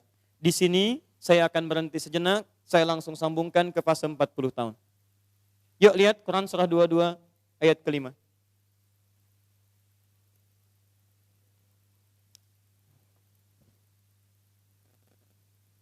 Fokus baik-baik, saya akan lambatkan di sini. Quran surah 22 Al-Hajj ayat yang kelima. Ibu dan bapak, perbedaan kita dengan Adam, Adam dicipta tanpa proses kandungan. Setelah tercipta, dijelaskan misi hidupnya dan tahapan kehidupannya. Kita anak cucu Adam, dicipta dengan proses fitrah kandungan, dan ternyata dalam kandungan itulah dijelaskan oleh Allah tentang tahapan kehidupan kita sampai pulang kepadanya. Inilah salah satu rahasia yang tidak ditemukan di kitab manapun kecuali hanya dalam Al-Quran. Di Quran surah ke-22 Al-Hajj, ayat yang kelima, dijelaskanlah sejak masa dalam kandungan itu bagaimana tahapan-tahapan kehidupan kita sampai berpulang kepada Allah Subhanahu wa taala. Mari kita lihat baik-baik. Ya ayyuhan nasu in kuntum fi raibin minal ba'ts. Hei manusia, pakai annas. Kalau pakai annas berarti semua tanpa kecuali. Hei manusia, semua tanpa kecuali. Kalau kalian ragu bahwa kalian itu akan pulang kembali kepada Allah, akan kembali mendapati surga kalian, tidak abadi hidup di dunia, maka saya akan terangkan pada kalian tahapan hidup kalian. Allah ingin katakan, jangan merasa akan abadi di dunia. Jangan lupa kalian akan pulang. Jangan loba dengan kenikmatan hidup. Seakan-akan kalau kaya akan abadi, lupa kalau akan pulang. Maaf, seakan-akan kalau punya kedudukan tinggi, lupa kalau dia akan mati. Seakan-akan kalau pintar, lupa kalau dia akan kembali pada Allah Subhanahu wa taala. Hei manusia, kamu jangan lupa kamu akan pulang. Cepat cari bekal. Kalau kamu ragu, saya terangkan dari sekarang tentang etape kehidupan kalian. Ini yang akan kalian alami dari sejak akan lahir sampai pulang kepada saya. 1. Ya ayyuhan nasu in kuntum fi raibin minal ba'thi fa inna khalaqnakum min turab. Tahap pertama, kami ciptakan kalian dari saripati tanah. Ayah ibu makan, kemudian mengkonsumsi dan sebagainya. Makanan berasal dari tanah, ditanam, tumbuh, diambil saripatinya, kemudian sampai dimakan sampai dalam tubuh kita. Maaf, kemudian terjadi pernikahan seperti tadi, ayah ibu kemudian berhubungan, kemudian istrinya mengandung. Lihat baik-baik. Thumma, setelah jadi turab, min alaqah, min nutfah, thumma min nutfah. Dari ayah jadi sperma, dari ibu keluar ovum, di situ bertemu. Pancaran keduanya disebut dengan nutfah. Sperma dengan ovum bertemu jadi nutfah. Thumma min alaqah. Kemudian dari nutfah jadi alaqah. Zigat yang menempel di dinding rahim. Demi Allah saya katakan tidak ada kitab yang paling jelas menerangkan tentang ini kecuali Al-Quran. Dan tidak sedikit orang masuk Islam ketika membaca ayat ini. Sperma, ovum bertemu, nutfah. Proses jadi alaqah, zigat menempel di dinding rahim. Thumma setelah itu mudghah. Berbentuk jadi keratan daging mukhallaqah yang mulai ada bentuknya. Usia 4 bulan.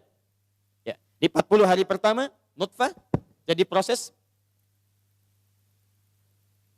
40 hari kedua, alaqah, jadi zigot menempel di dinding rahim. 40 hari ketiga usia 4 bulan, mudirah. Sudah berbentuk daging yang sudah ada, mulai bentuk keratan. Sudah ada, mulai ada bentuknya. Mohon izin, maaf, usia 4 bulan inilah kemudian wahyu ditiupkan. Ya, fokus baik-baik. Wahyu kemudian ditiupkan, maaf, roh ditiupkan, bukan wahyu. Roh ditiupkan, masuk ke dalam mudirah ini, maka setiap ibu yang mengandung dalam usia 4 bulan, maka kandungan itu sudah ada isinya, sudah ada rohnya. Ya, baik-baik nanti dalam sesi yang lain saya jelaskan bagaimana menjaga dalam kandungan ini supaya nanti terlahir anak yang saleh. Ya. Roh sudah masuk, terjadi perjanjian dengan Allah supaya mengakui Allah sebagai Tuhan. Quran surah 7 ayat 172. Setelah roh kemudian masuk ke dalam jasadnya, dalam mudirahnya, maka Allah tetapkan, dijaga oleh Allah dalam rahim sampai fase kelahirannya. Wa nuqiru fil arhami ma nasya ila ajalin musamma. Setelah rohnya masuk, ada dalam kandungan ibundanya, maka kami kemudian akan rawat. Kami yang merawat, bukan kita sekedar berikhtiar. Kami jaga dalam rahim di tempat yang sangat kokoh sampai pada waktunya dia akan dilahirkan. Baik. Thumma nukhrijukum tifla. Kemudian kami dengan izin Allah Subhanahu wa taala, perhatikan kata Allah, kami tetapkan kelahirannya sampai terlahirlah dari kandungan itu. Lahir jadi bayi. Fokus. Dari bayi ini dia jalani masa kehidupan. Thumma litablughu asyuddah. Sampai masa kekuatan kematangan hidupnya. Asyuddah. Asyuddah. Thumma litablughu asyuddah. Kemudian dari kecil ini kami perkenankan sesuai ajalnya dia akan hidup. Hidup sesuai ajal. Ada yang sampai masa asyuddah. Apa itu asyuddah? Kematangan dari seluruh fisik kehidupannya. Fisiknya matang, emosinya matang, nalarnya matang, keadaannya matang. Berapa usia kematangan ini? Asyuddah di sini ditafsir di Quran surah ke-46 ayat ke-15 dengan usia 40 tahun. Tafsir ini dijelaskan di Quran surah ke-46 ayat 15. Masa asyuddah disebut oleh Quran masa usia 40 tahun. Lihat mushafnya baik-baik. Wa wassaynal insana biwalidayhi ihsana. Kami wasiatkan pada setiap manusia agar berbakti kepada kedua orang tuanya dengan bakti terbaik. Hamalathu ummuhu kurhan. Ibunya telah mengandungnya dalam keadaan yang sulit. Menyusuinya sulit. Kemudian mengandung dengan menyapinya 30 bulan. Lihat baik-baik. Lihat baik-baik. Hatta idza balagha asyuddah. Sampai kemudian dirawat, sampai tumbuh dia dewasa, sampai asyuddah. Asyuddah, sampai punya kematangan fisik, kematangan nalar, kematangan pikiran, dan kematangan untuk menjalani kehidupan. Kapan itu terjadi? Balagha arba'ina sanatan. Yaitu sampai usia 40 tahun. Di Quran menyebutkan, ada orang yang hidup sampai usia 40 tahun dari mulai lahir sampai 40 tahun. Masa 40 tahun ini disebut oleh Quran dengan istilah asyuddah. Masa kematangan yang paripurna. Dari bayi, jalani hidup, masa fase baligh, kemudian sampai masa kematangan yang sempurna. Matang fisiknya, nalarnya, emosinya, psikisnya, dan segala aspek kehidupannya. Usia berapa? 40 tahun. Saya mohon maaf ya, karena waktu kita terbatas. Kalau Bapak Ibu ingin mendidik anak sampai usia 40 tahun, betul-betul matang semua aspek dalam dirinya, baik fisiknya, kepintaran akalnya, emosinya, plus juga spiritualnya, maka ini tahapan-tahapannya yang tadi saya tuliskan. Usia 2 tahun, ini yang diberikan asinya. 2 tahun sampai balik, ini Quran surah 31 ayat 13 sampai 19. Dari balik sampai remaja, Quran surah ke-12 ayat 4 sampai 29. Sampai nanti bagaimana cara belajarnya, melatih fisiknya, mendapatkan asupan makannya, cari pakaian terbaiknya, ada semua di Quran. Tapi karena materi kita itu hanya sampai usia 40 tahun, maka saya akan keluarkan langsung usia 40 tahunnya. Dan saya hanya punya waktu 5 menit ke depan, jadi mohon fokus baik-baik. Ya, 1. Qala, jika ada seseorang sudah sampai usia 40 tahun, maka dia mesti hati-hati, mesti punya persiapan terbaik, khususnya 5 persiapan ini. 1. Qala rabbi auzi'ni an ashkura ni'mataka allati an'amta alayya wa ala walidayya. 1. 2. Wa an a'mala salihan tardah. Sudah? 3. Awas hati-hati, saya langsung cepat langsung mau ke ujung. Wa aslih li fi dhurriyyati. 4. Inni tubtu ilaik. Dan 5. Minal muslimin. 5 hal. Seorang yang sudah sampai usia 40 tahun, maka Allah mengingatkan ia untuk menyiapkan 5 bekal utama sebelum dia kembali pada Allah Subhanahu wa taala. Hati-hati yang sudah sampai 40 tahun, jika Anda belum memiliki satu di antara 5 ini, Anda mesti khawatir. Karena ini peringatan dari Al-Quran. Taib, 1.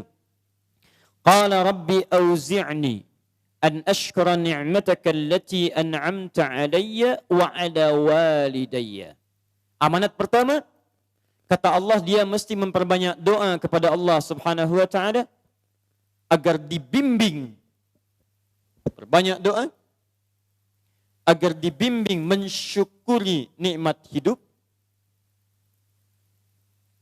plus bisa meningkatkan bakti pada orang tua.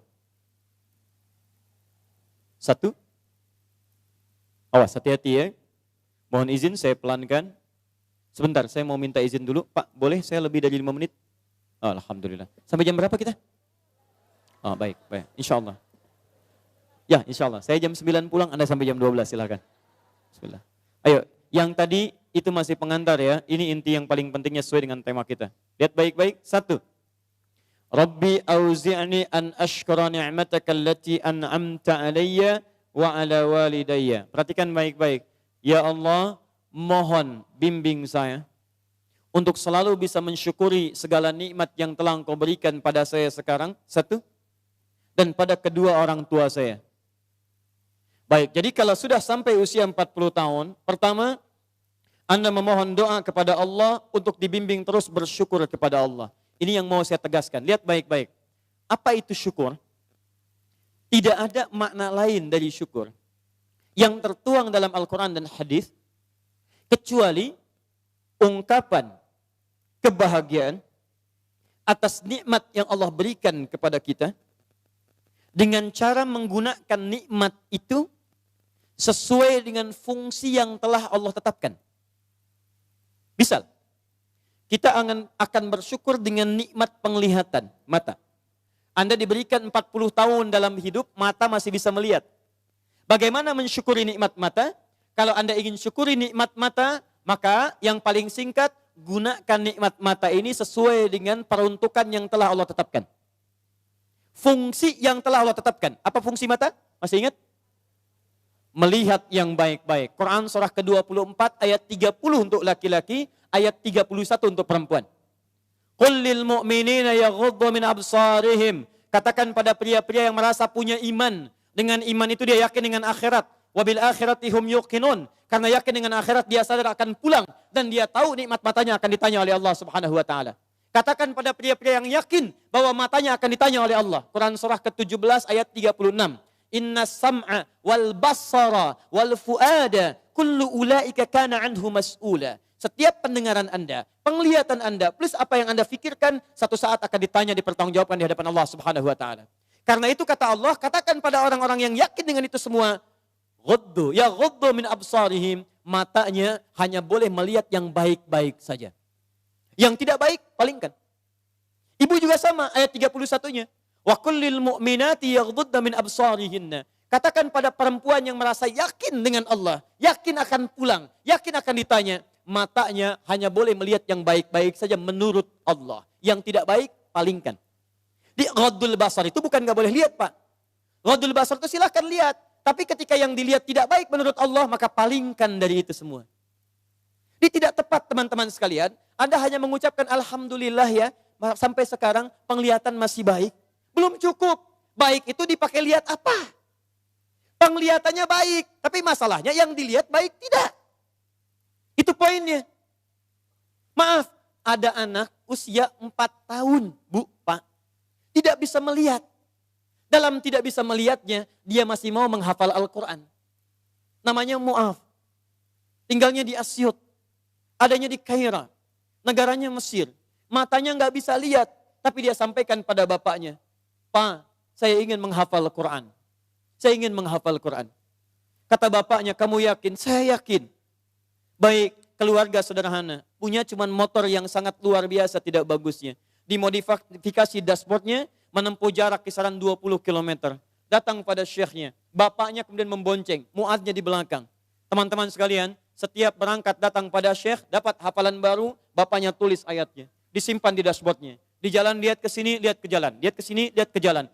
Muadz bacakan ayatnya, bapaknya mendengarnya. Secara singkat, tiba-tiba setelah itu, fasenya berakhir, jadilah anak ini hafal Quran.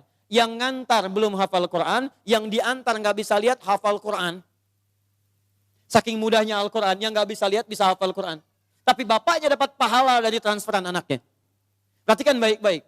Begitu dibacakan Qurannya, bagus makhrajnya, viral kisahnya. Begitu viral di Timur Tengah, datang reporter mewawancara. Pertanyaan pertama, kalau adinda diperkenankan oleh Allah untuk bermohon saat ini, apa yang mau dimohonkan kepada Allah? Reporter ini mengira dia akan meminta doa seperti ibunda Imam Al-Bukhari bermohon kepada Allah supaya Al-Bukhari disembuhkan dari butanya. Bu, Pak, Imam Al-Bukhari itu dulu buta. Butanya permanen. Dilahir, 2 tahun ayahnya meninggal, 4 tahun buta permanen. Nanti ada satu kejadian di situ, yang dengan kejadian itu, ibunya berdoa kepada Allah, anaknya menghafal Quran, sampai di surat Qaf, ya, ayat ke-22. Anaknya murajaah ayat, ibunya memohon kepada Allah sambil menangis, sambil tertidur. Sampai tertidur. Disitulah kemudian terjadi sesuatu yang luar biasa. Seketika Allah sembuhkan Al-Bukhari kecil, matanya bisa melihat kembali. Karena kajian kita bukan di sini, lain waktu nanti saya terangkan. Anda yang punya kitab Fathul Bari, Syarah Sahih Al-Bukhari, beli jilid pertama, kitab Muqaddimah, halaman 634, paling kiri, paragraf yang ketiga, baris 1 sampai dengan 9. Anda temukan kisahnya. Nah, reporter ini mengira, ini Muadz akan minta kepada Allah seperti Al-Bukhari kecil memohon kepada Allah, matanya bisa melihat lagi. Ternyata lihat baik-baik. Kalau saya diperkenankan bermohon kepada Allah dan permohonan saya dikabulkan, maka pertama saya akan mohon kepada Allah untuk tetap membutakan mata saya sampai dengan kiamat. Ya Rabb, mohon butakan mata saya sampai kiamat. Karena dengan buta mata ini saya bisa menghafal Quran. Saya takut ya Allah, kalau saya melihat lagi, mata saya melihat maksiat dan hilang Quran dari hafalan saya. Anda bisa bayangkan, anak kecil 4 tahun, mata nggak bisa lihat, digunakan menghafal Quran. Dan dia takut kalau melihat matanya dipakai maksiat. Antum dikasih 40 tahun. 40 tahun. Lebih daripada 4 tahun. Lebih dari 14 tahun. Anda sampai 40 tahun. Dipakai mata. Dipakai apa mata Anda sampai dengan hari ini? Berapa maksiat yang telah Anda kumpulkan dari mata Anda itu? Mungkin wajar. Jangankan hafal. Baca masih sulit. Lihat mushaf masih enggan. Membaca masih susah. Kalau Anda sulit berhadapan dengan Al-Quran dalam pandangan Anda, tanyakan pada diri Anda, dipakai maksiat apa mata ini selama ini? Makanya ulama mengatakan, kalau mata Anda sulit melihat mushaf, jangan dulu dibaca. Bawa mushaf yang paling besar, simpan di ruang tengah Anda, bangun malam-malam jam 2, gak usah dibaca. Lihat mushaf, lalu sampaikan pada diri Anda, ya Allah, dosa apa, maksiat apa mata saya sampai lihat mushaf pun gak bisa.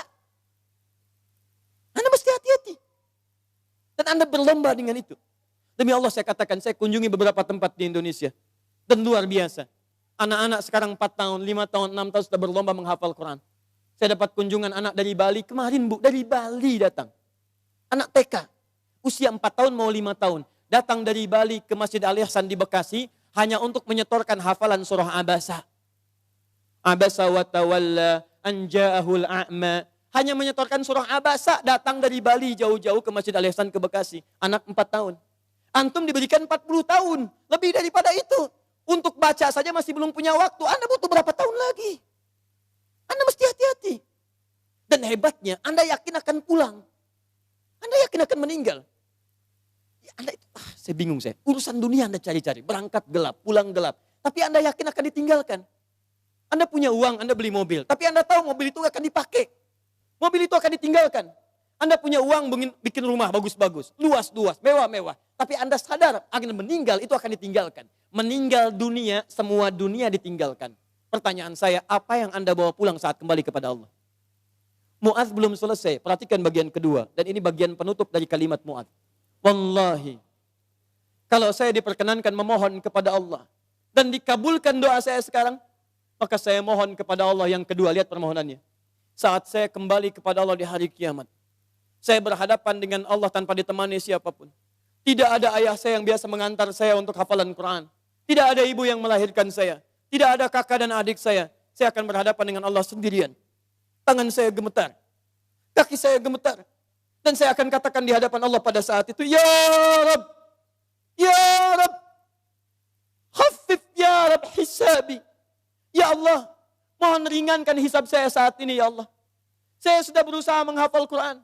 Saya sudah bisa datang ke sini membawa hafalan Quran. Kalau dengan semua bekal itu belum layak mendapatkan ridhamu untuk masuk ke surga, mohon kurangi hukuman saya di neraka.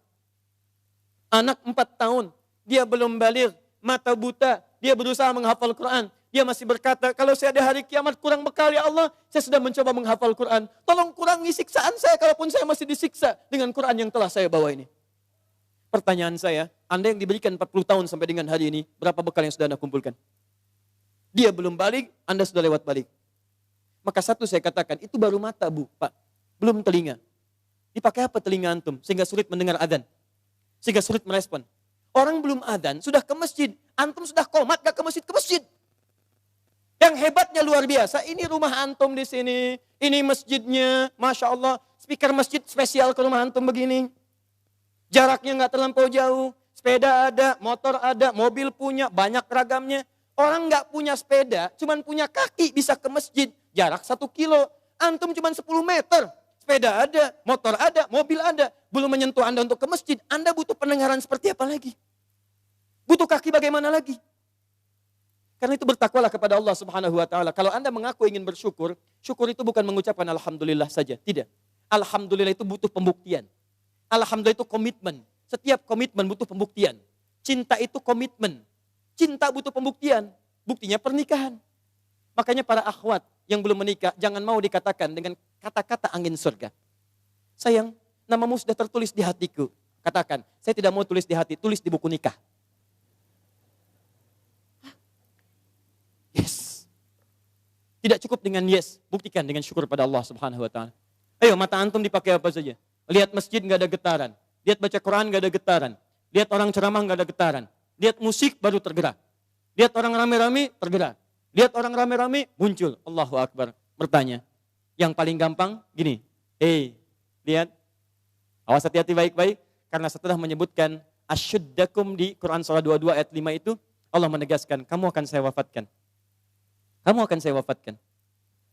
Karena itu bagi orang-orang yang sudah lewat 40 tahun. Atau masa 40 tahun. Masih main-main dengan keadaan nikmat yang Allah tetapkan pada dirinya. Tubuhnya dari atas sampai bawah. Hartanya, titipan dan sebagainya. Demi Allah saya katakan. Kalimat Qurannya sederhana. Kamu akan saya wafatkan. Mau sampai kapan lagi begitu? Karena itu pulanglah Anda ke rumah, lihat titipan Allah dari diri kita dulu. Setelah itu lihat kelengkapannya. Barangkali ada harta kelebihan dari situ. Harta itu sudah ada Fir'aun Bu, yang lebih kaya. Korun, lebih kaya daripada kita. Korun, hartanya banyak. Ketika dia bermewah-mewah, turun ayat. Ya, Quran surah 28 ayat 77 tadi. Ya, lihat baik-baik, lihat baik-baik. Korun. Korun. Kami titipkan itu supaya kamu bisa mencari surga dengan harta itu. Bukan untuk berlomba-lomba dalam kemewahan. Lihat wabtaghi fima atakallahu daral akhirah wala tansa nasibaka minad dunya. Dunia jangan dilupakan, silahkan.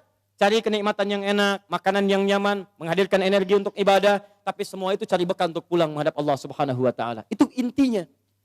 Mungkin Anda dititipkan harta lebih, mohon maaf ya, karena tenaga Anda itu belum kuat dipakai ibadah seperti yang lain. Yang lain itu karena saking tidak punyanya menurut Anda, saking tidak adanya menurut Anda, makanya rajin puasa.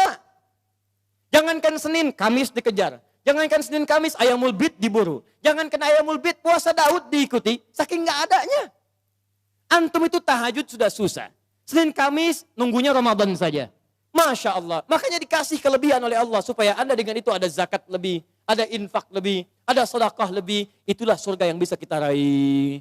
Dicontohkan kemudian ada Uthman bin Affan radhiyallahu taala anhu, ada Abdurrahman bin Auf radhiyallahu taala anhu, ada Abu Bakar As-Siddiq, bagaimana mereka menggunakan hartanya dalam kebaikan. Turun peringatan alhaakumut takatsur hatta zurtumul maqabir. Hei, yang masih lalai dengan harta benda, kamu itu akan mengunjungi kuburan. hei yang sering mengunjungi tempat-tempat wisata, hei yang sering tamasya, hei yang sering pergi ke negara-negara lain, hei satu saat kamu akan mengunjungi kuburan. Hei yang pergi ke Amerika sudah menyiapkan bekal, hei yang sudah pergi ke Kanada menyiapkan bekal, hei yang sudah jalan-jalan ke tempat-tempat indah menyiapkan bekal. Bekal apa yang kamu siapkan untuk kuburan kamu? Itu yang harus dilihat. Itu poinnya. Jadi kalau anak kecil saja paham, masa antum yang lebih 40 tahun gak paham dengan ini? Syukur. Ayo pulang, lihat kedudukan, pengetahuan. Hei para ustadz, hei yang para pengajar, apa masih mau mencari amplop saat mengajar? Apa masih mau mencari popularitas saat mengajar? Apa hanya memperdulikan jamaah banyak saja saat mengajar? Kamu itu akan wafat dan kamu termasuk golongan yang ditanya oleh Allah Subhanahu wa taala. Mau sampai kapan ribut-ribut? Mau sampai kapan saling mencela? Mau sampai kapan merasa diri paling benar? Mau sampai kapan gila popularitas? Mau sampai kapan mencari amplop? Kamu akan wafat hatta zurtumul maqabir. Dan kamu yang dihisab pertama kali dalam kalangan oleh Allah Subhanahu wa taala. Hei orang-orang yang punya kedudukan, kami akan tukar kedudukan, kamu sekarang di atas, besok kamu akan berpulang. Quran surah 3 ayat ke-28, 26 sampai 28. 26-nya sampai 27-nya. Qulillahumma malikal mulki, tu'til mulka man tasha, wa tanzi'ul mulka mimman tasha. Hei mengaku punya kedudukan, hei yang berlomba-lomba dalam kampanye. Kampanye apa yang mau kamu raih? Saat kamu ada di atas, saya wafatkan apa yang sudah kamu siapkan kembali pada Allah Subhanahu wa taala. Kembali. Syukur. Lihat, ini baru bagian pertama, baru setengah dari nomor 1. Keduanya, ini yang paling hebat. Awas hati-hati betul ya. Allah menyandingkan nikmat syukur dalam diri kita dengan bagian kelengkapan kedua, yang ini. Awas, lihat baik-baik, perhatikan baik-baik ya. Fokus betul. Mudah bagi Allah untuk mengatakan kalimat ini. Misal, di luar Quran. Rabbi auzi'ni an ashkura ni'mataka allati an'amta alayya. Cukup. Tapi kenapa muncul kalimat walidayya? Bagi kedua orang tua. Karena ternyata Masya Allah, Allah memberikan isyarat tajam di ayat ini dan didetilkan di ayat-ayat yang lainnya. Karena ternyata Anda bisa tegak 40 tahun. Bisa sukses dalam kehidupan. Bisa kuat nalar Anda dalam pendidikan, kepintaran dan sebagainya. Ternyata Anda tidak berdiri sendiri. Ada yang memberikan asinya kepada Anda. Ada yang memberikan peluh keringatnya untuk kesuksesan Anda. Ada yang memberikan topangan bahunya, tangannya, kakinya untuk kehebatan Anda. Ada yang menghilangkan waktu malamnya untuk menjaga Anda. Ada yang menghilangkan malunya untuk bisa menjaga kenyamanan Anda. Siapa dia? Orang tua. Antum pernah dengar kisah Nabi Ismail? Ibu kenal Nabi Ismail? Kenal di mana? Siapa ibundanya Nabi Ismail? Sayyidah Hajar. Pertanyaan siapa? Pertanyaan saya, yang mencari air siapa? Hajar. Dari mana? Safa. Kemana? Marwah. Aktivitasnya disebut apa? Apa itu sa'i? Bukan, tidak usah mengarang. Sa'i bukan lari-lari kecil. Bukan. Asal katanya sa'i itu dari kata sa'ayas'a, usaha yang sangat serius. Gak pakai oh. Serius. Sungguh-sungguh. Very serious. Sangat sungguh-sungguh. Jadi mohon maaf, usaha yang sangat serius, sungguh-sungguh disebut dengan sa'ayas as-sa'yan. Kenapa sa'i disebut sa'i? Untuk memberikan kesan kepada kita. Ada seorang ibu yang sangat serius berjuang untuk anaknya. Dia naik ke sofa. Kenapa disebut sofa? Dari kata tasfiyah. Menyaring yang kotor-kotor, muncul yang baik-baik. Dia punya prasangka baik kepada Allah. Gak mungkin Allah menepikan saya. Gak mungkin Allah meninggalkan saya. Dia naik ke atas untuk menuju harapan tertinggi, marwah. Marwah puncak harapan yang ingin diraih. Dia jalan mencari air. Begitu turun, dia lihat di tengah-tengah seperti ada oase. Dia berjalan cepat, setengah berlari. Begitu sampai dekat-dekat, dia lihat kayaknya bukan. Dia teruskan, oh ini mungkin oase. Naik ke atas, ternyata bukan. Turun lagi, cari lagi. Naik lagi, turun lagi. Naik lagi, turun lagi. Sampai 7 kali bolak-balik. Sofa ke Marwah, 1. Marwah ke Sofa, 2. Sofa ke Marwah, 3. Dari Sofa, berhenti di Marwah. Perhatikan. Yang cari air siapa? Ibunya. Yang dapat air siapa? Tiba-tiba setelah sampai di Marwah, anaknya bergerak. Tis. Begitu menghunjam kakinya ke tanah, tiba-tiba air keluar. Datang ibunya, kata ibunya, zam. Ada zam, ada ijma. Kalau ijma, kumpul. Kalau zam artinya zam, kumpul jangan berhenti. Kumpul jangan berhenti. Sampai sekarang disebut zam, sampai sekarang tidak pernah berhenti. Pertanyaan saya, Apakah Ismail ketika didudukan oleh ibunya, didiamkan itu, dan ibu mencari air, dia tidak bergerak-gerak?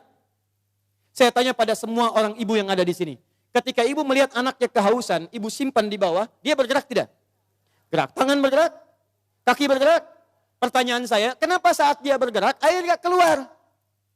Tapi air itu keluar, Pak, setelah ibunya bola-balik. Ibu bola, ibu balik, ibu bola, ibu balik. Setelah bola balik 7 kali, baru air keluar. Dan pada yang ke-7 itu malaikat kemudian mengepakkan sayapnya, menghantamkan dengan kaki Ismail alaihissalam, baru keluar air. Di air keluar itu setelah ibunya usaha. Kalau ibunya nggak usaha, nggak akan keluar tuh air. Makanya demi Allah saya katakan ketika ada sa'i itu refleksi, Pak. Gambaran tentang ketaatan kita pada orang tua. Bukan cuma bolak-balik. Makanya saya sarankan pada Anda, kalau manasik itu yang benar. Bukan cuma turun, naik. Sekarang ada yang wa'if, Rabbighfir warham, wa'fu wa takarram, pindah kiri kalau capek.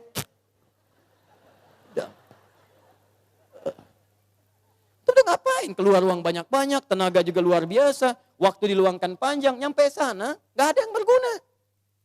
Kenapa tidak kita pelajari isinya? Yang berangkat dengan orang tua gandeng tangannya. Rekatkan dirinya, rasakan. Saat itulah perjuangan orang tua antum bagaimana mendidik sejak kecil. Gandeng minta sama Allah, ya Allah sayang ibu saya. Makanya kalimatnya Rabbighfir warham. Ya Allah ampuni saya, ya Allah. Ampuni dosa ibu saya, ya Allah. Sayang ibu saya, ya Allah. Sayang ayah saya, ya Allah. Saya bisa kesini karena dari perawatan ibu saya, ya Allah. Yang mengandung saya 9 bulan, ya Allah. Yang berjuang dengan kematian dalam kelahirannya, ya Allah. Ayah saya, ya Rabb. Yang sampai saat ini tidak bisa menampingi saya, ya Allah. Dia telah wafat, ya Rabb. Tapi dengan keringatnya, ya Allah. Dia merawat saya. Dia memastikan saya baik. Dia memastikan saya bahagia. Saya tidak bisa membalas dosa jasanya, ya Allah. Mohon berikan ampunan, ya Allah. Mohon berikan kasih sayang dalam kuburnya, ya Allah. Ya Allah, ya Rabb. Minta. Makanya ketika Anda usia 40 tahun, Allah kembali menyentuh jiwa Anda. Hei, yang merasa kaya, mungkin usia Anda itu sudah lewat 40 tahun. Anda merasa kaya luar biasa. Jangan bangga dulu dengan kekayaan. Karena mungkin kerja keras Anda itu cuma 30% di mata Allah Subhanahu wa taala. 70%-nya, tuh ibu Anda yang bangun pertengahan malam. Menangis di keheningan malam. Ya Allah, mohon jadikan anak saya berhasil, ya Allah. Sukses, ya Rabb. Jangan sampai tempat tidurnya seperti tempat tidur saya sekarang, ya Allah. Jangan sampai makannya seperti makan saya sekarang, ya Allah. Tuh Bapak Anda, yang sekarang anak-anak tinggal di kantor yang ber-AC. Mobil yang bagus, yang luar biasa. Bapak Anda yang bawa cangkul, yang pergi kemudian ke sawahnya, yang pergi ke kebunnya, yang dengan terik panasnya, yang dengan segalanya. Dia katakan kepada Allah, ya Rabb, saya ikhlas, ya Rabb. Saya berusaha, ya Rabb. Tapi tolong jadikan anak saya lebih daripada saya kebaikannya, ya Allah. Jangan jadikan kerja kerasnya seperti saya sekarang, ya Rabb. Jangan jadikan kepintarannya seperti pintarnya saya sekarang, ya Rabb. Lebihkan dari saya, ya Allah. Tenangkan hidupnya, ya Allah. Saya ridha, ya Rabb. Pertanyaan saya setelah Anda lebih mencapai kesuksesan karena kerja keras kedua orang tua itu. Pertanyaan saya, apa yang Anda berikan kepada kedua orang tua? Demi Allah saya katakan, kalau Anda dengan berdoa saja setiap selesai sholat lupa mendoakannya, saya tidak tahu harus menyebut apa diri Anda. Anda nengok saja nggak pernah. Tanya kabar saya tidak menyampaikannya. Ada sesuatu tidak Anda berikan. Bahkan doa pun tidak Anda panjatkan. Lalu siapa sebetulnya Anda? Kemudian Allah kembalikan, hati-hati kalau Anda sudah 40 tahun. Orang tua memberikan yang terbaik untuk Anda, apa yang sudah Anda siapkan untuk orang tua Anda. Tapi hati-hati, awas. Kalau Anda sebagai orang tua tidak mendapatkan gambaran kebaikan dari anak-anaknya, maka Quran kembali membalikkan kepada Anda. Apa yang telah Anda berikan pada anak-anak Anda, sehingga anak Anda jadi seperti itu sekarang. Harusnya seperti Ismail kepada Ibrahim, yang rela bahkan mengorbankan nyawanya, memberikan bagian tenaganya. Ibrahim Nabi, Ibrahim Rasul, Khalilullah, Masya Allah, maaf, anaknya juga Nabi, anaknya Rasul, dekat dengan Allah. Ibrahim Nabi, Ibrahim Rasul, tinggal di Palestina, sibuk sebagai suami, tapi kasih sayang sebagai seorang ayah, maaf Pak ya, masih sempat meluangkan waktu menengok anaknya di Mekah. Karena itu disebut dengan Ibrahim. Dalam Fathul Qadir Asy-Syaukani menyebut dari Abun Rahim, bapak yang punya nilai kasih. Nabi, Rasul, Khalilullah, dekat dengan Allah. Suami pencari nafkah, Rasul punya risalah. Tapi di balik kesibukannya masih jalan dari Palestina ke Mekah. Yang jaraknya pakai mobil, bus, 1 hari 2 malam. Anda Nabi bukan, Rasul bukan. Tidak sedekat Nabi Ibrahim kepada Allah. Maaf, risalah Anda tidak ada. Tidak ada satu ayat turun mengangkat Anda. Surga belum jelas, amalan berantakan, hisab menegangkan. Apa sih yang Anda cari? Berangkat gelap, pulang gelap, semua dunia. Masalah kantor dibawa ke rumah, anak Anda minta kasih sayang tidak diperhatikan. Masalah kemarahan diluapkan pada keluarga, Anda siapa? Kalau anak Anda mencari perhatian di luar rumah, jangan salahkan dia. Mungkin Anda yang kurang perhatian. Banting tuh handphone Anda. Bukan anak Anda yang dipukul. Mungkin handphone itu yang menjadikan anak Anda mencari perhatian di luar. Kalau anak Anda ingin mendapatkan pengakuan di luar, bahkan dia tawuran, bahkan dia mencari ini, mencari itu. Bayangkan, barangkali dia mencari pengakuan di luar karena di dalam tidak mendapatkan perhatian dan pengakuan dari orang tuanya. Karena itu kalau Anda menemukan anak kurang taat pada orang tua, kata Quran, cek kalimat kedua. Perhatikan. Wa aslih li. Sebelum sampai wa aslih li wa dzurriyyati, saya teruskan dulu yang gini. Ya. Wa an a'mala salihan tarda. Saya ke anak dulu untuk orang tua. Saya lanjutkan dulu yang ini, anak untuk orang tua. Perhatikan baik-baik. Tadi satu syukur, bakti pada orang tua. Bagaimana cara menghadirkan syukur dan bakti pada orang tua? Perhatikan. Rabbi auzi'ni an ashkura ni'mataka allati an'amta 'alayya wa 'ala walidayya wa an a'mala salihan tarda. Maka mulai usia 40 tahun ini kata Allah, minta bimbingan dari Allah supaya konsisten mengerjakan amal soleh yang Allah ridhai. Jadi kalau Anda ingin mensyukuri nikmat hidup, ada pahala mengalir untuk orang tua, kerjakan amal soleh yang diridhai Allah. Ini. Wa an a'mala salihan tarda. Saya mau buat sebuah perbandingan. Ini hitungan kecil-kecilan yang pernah dilihat oleh beberapa pakar. Setengah hidup kita, ternyata kalau dilihat itu umumnya dipakai tidur. Tidur dari mulai dilahirkan, tidur siang, tidur malam, tidur macam-macam, itu umumnya dikalkulasi, pada umumnya walau tidak semua, itu setengah usia. Jadi kalau hari ini ada usia 40 tahun, yang dipakai tidur berapa tahun? Setengahnya, rata-rata 20 tahun. Setengahnya lagi beraktivitas, 20 tahun lagi, yang 20 tahun sisanya beraktivitas. Makannya, minumnya, gitu kan? Sholatnya, ngajinya, baik zakatnya, infaknya, plus maksiatnya. 20 tahun. Pertanyaan saya, mohon izin, maaf, dari 20 tahun ini yang kira-kira jadi amal soleh, berapa tahun? Atau singkatnya, yang jadi ibadah, berapa tahun? Jangan terlampau pesimis, ambil setengahnya. 10 tahun misal. Misal, ini yang bermasalahnya. Baik, lihat, bermasalah itu bukan hanya dosa, yang terabaikan, yang gak dipakai macam-macam, yang nonton, yang ini, yang itu, dan sebagainya. Sekarang lihat, dari 20 tahun ini, yang ibadah, yang kira-kira yang diterima sebagai amal soleh, berapa tahun? Sudah pasti diterima belum? Syarat diterima apa? Ikhlas, Quran surah 98 ayat 5. Wa ma umiru illa liya'budullaha mukhlishina lahuddin. Jadi syarat ibadah menjadi syarat amal jadi soleh, itu kalau ikhlas. Jadi kalau ada sekarang beramal 10 tahun, yang ikhlas berapa tahun? Ayo jawab. Ayo, Anda dunia dihitung-hitung, modal dihitung, omset dihitung, segala dihitung, keuntungan dihitung, kerugian dihitung, Masya Allah. Bahkan untung disebut rugi juga. Modal 5 juta, punya pekerjaan, baik, kemudian dapat hasil, keuntungan 10 juta, untung tidak? Pekan berikutnya 20 juta, untung tidak? Baik, kemudian pekan berikutnya jadi 7 juta, untung atau rugi? Halo, sebelumnya 20 juta, sekarang 7 juta, untung rugi? Oh, rugi. Padahal modal 5 juta, masih untung 2 juta, disebut rugi juga. Masya Allah. Sekarang lihat sini, 10 tahun ibadah, yang ikhlas berapa tahun? Ambillah 5 tahun misalnya. Jadi orang yang usianya 40 tahun, punya amalan yang dibawa pulang menghadap Allah tanpa masalah, itu 5 tahun. Pertanyaan saya, dosanya berapa tahun? Kalau dosanya 5 tahun 1 hari, berarti lebih banyak dosanya, neraka tujuannya. Kalau dosanya 5 tahun, amalan baik 5 tahun, maka seimbang. Al-A'raf, nunggu di situ sampai hisab selesai. Tapi kalau misalnya amal solehnya 5 tahun, amal buruknya 4 tahun, misalnya 11 bulan, 29 hari, ya, misal, maka dia masih bisa masuk ke dalam surga. Baik, teman-teman sekalian, pertanyaan saya, lihat baik-baik, dari 40 tahun ini, Anda mesti evaluasi sampai hari ini. Kalau besok atau hari ini kita wafat, apa yang mau dibawa pulang? Maka dari itu minta kepada Allah untuk dibimbing supaya semua amalan sisa dari sekarang itu jadi amal soleh. Paham ya? Ya mulai keluar dari masjid ini jadi amal soleh. Keluar kaki yang mana? Kanan, kiri. Ayo saya tes dulu. Masuk masjid kaki apa? Kanan. Keluar toilet kaki apa? Kiri. Kanan. Kanan. Baik, masuk toilet kaki apa? Kiri. Keluar masjid kaki apa? Kanan, kiri, kiri. Masuk masjid kaki apa? Keluar masjid kaki apa? Kiri. Masuk toilet kaki apa? Keluar toilet? Jadi pastikan semua aktivitas kita mulai hari ini jadi amal soleh. Kata Quran, hei, khawatirnya kamu wafat. Mulai, sudah usia 40 tahun, siap-siap. Semua kegiatan mesti jadi amal soleh. Baik, amal solehnya yang Allah ridai. Lihat sini. Ini ada minuman. Saya berikan pada satu orang misalnya. Misal saja, misal. Amal soleh bukan? Allah ridai tidak? Belum tentu. Kalau tidak saya niatkan karena Allah, maka ini tidak menjadi amal soleh yang diridai. Maka mulai sekarang, semua kegiatan lakukan karena Allah. Jelas ya? Kalau Bapak Ibu kedatangan tamu bikin makanan tidak? Minuman tidak? Kenapa? Bukan karena ada tamu, karena Allah memerintahkan itu. Lakukan karena Allah, maka menjadi amal soleh yang diridhoi oleh Allah Subhanahu wa taala. Maaf, ta'lim ini karena Allah bukan? Karena Allah bukan? Karena Allah bukan?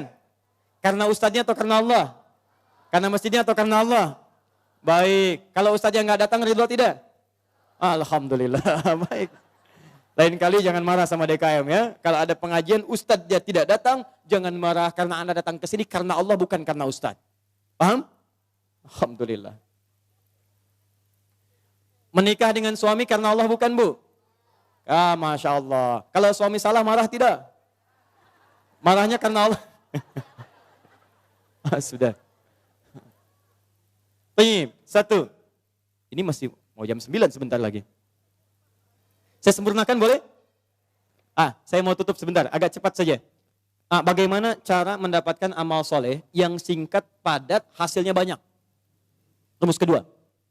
Anda kalau ingin beramal soleh, saya mau akhiri, saya punya 5 menit sampai jam 9. Kalau saya ingin beramal soleh dari sekarang, caranya singkat, padat, tapi hasilnya banyak.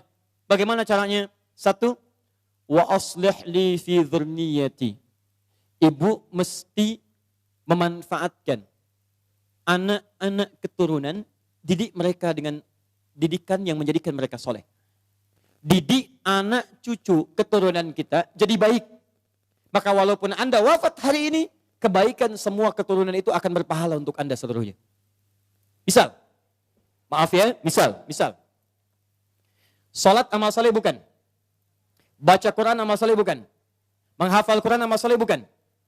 Kalau Anda sampai hari ini merasa misalnya, maaf, salat belum bisa memaksimalkan sunnahnya, belum konsisten tahajudnya, belum konsisten amal solehnya, jarang ke masjid dengan maksimalnya, maka setidaknya jadikan anak-anak Anda bisa konsisten dengan itu semua. Ayo dorong mereka ke masjid. Ajarkan salat-salat sunnah. Ajarkan yang terbaik. Maaf, Anda sampai hari ini belum hafal Quran, tapi mohon jangan sampai ada satu di keluarga Anda yang tidak bisa hafal Quran. Maka titipkan pahala kepada anak cucu Anda. Dari sekian anak cucu, satu mesti ada yang jadi ahli Quran. Ayo, bagaimana caranya? Cek lagi di mana Anda sekolahkan mereka. Katanya mau jadi ahli salat, katanya mau jadi ahli Quran, tapi Anda sekolahkan di tempat yang tidak pernah mengajarkan salat, ya tidak nyambung.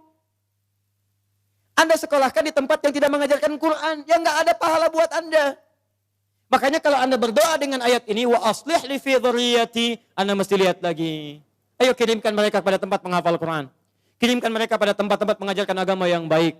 Didik mereka dengan kebaikan. Ketika Anda wafat, maka semua yang keluar dari anak-anak itu, sepanjang karena didikan dan peran Anda, mengalir pahala untuk Anda. Contoh ya, ibu belum bisa bimbing baca Quran, carikan guru untuk mengajar anak Anda baca Quran. Begitu bisa baca, ibu dapat bagian pahala setiap hurufnya. At-Tirmidzi nomor hadis 2910, man qara'a harfan min kitabillahi falahu asyru hasanat. Siapa yang baca Quran setiap hurufnya 10 kebaikan.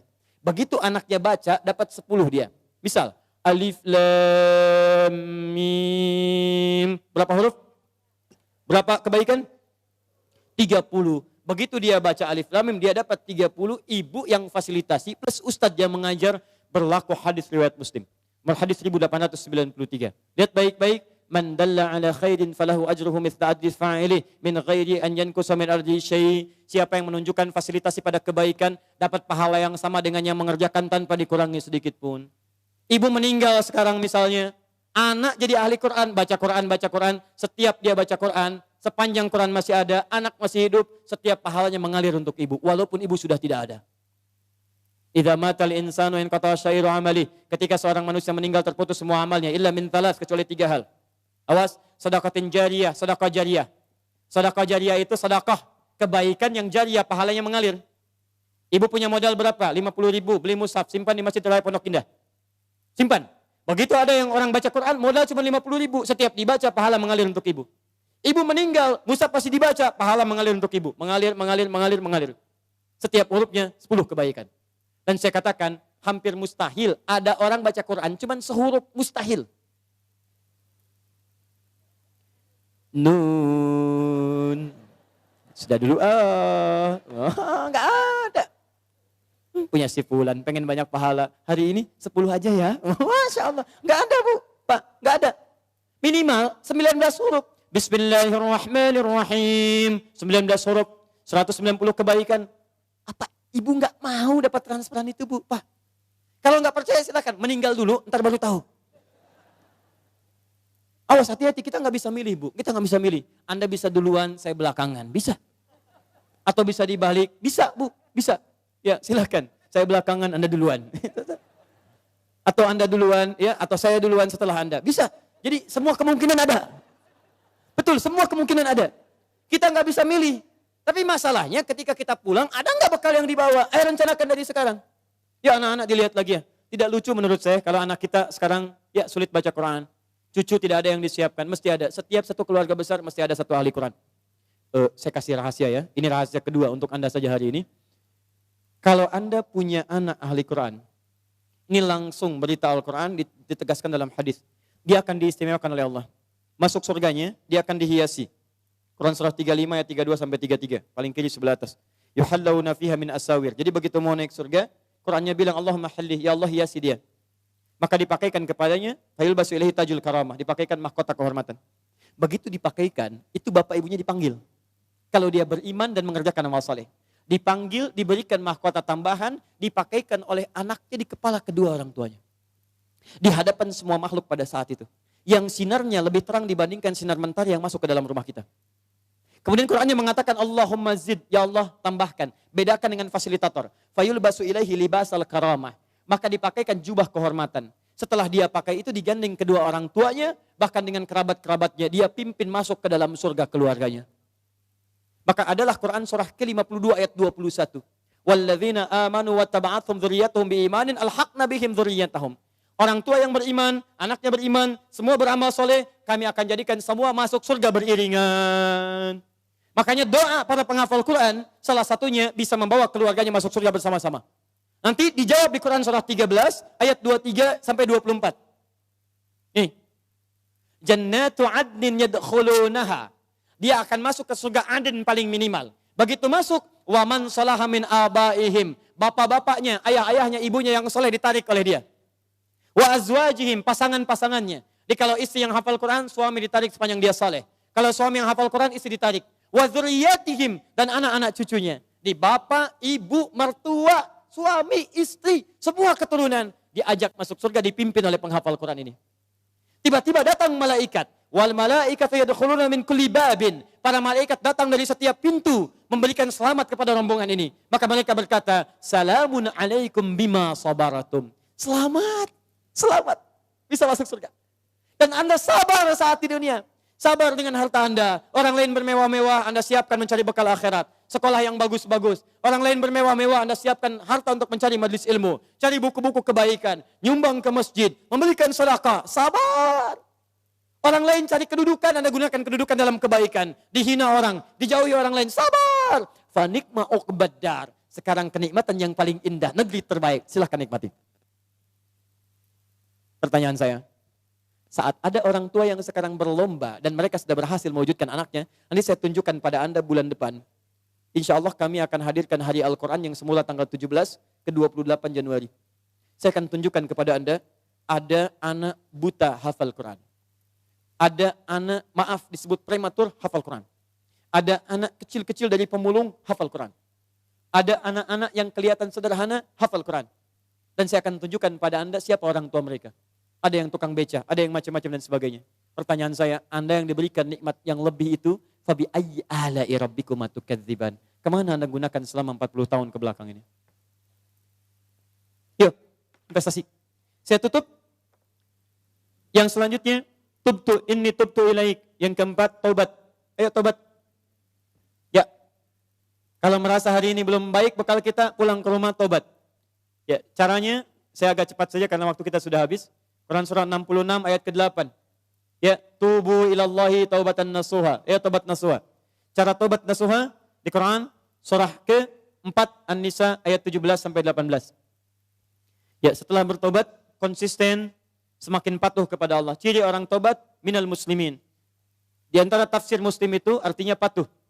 Islam itu tunduk patuh. Tunduk patuh kepada Allah. Jadi kalau Anda sudah tobat, Anda lebih meningkat ketakwaan, kepatuhan kepada Allah. Maaf ya, sebelum tobat sudah qomat, belum mau sholat. Setelah tobat belum azan sudah siap-siap. Sebelum tobat cuman fardu yang dikejar, itu pun agak malas. Setelah tobat jangankan fardu, sunnah dikejar-kejar.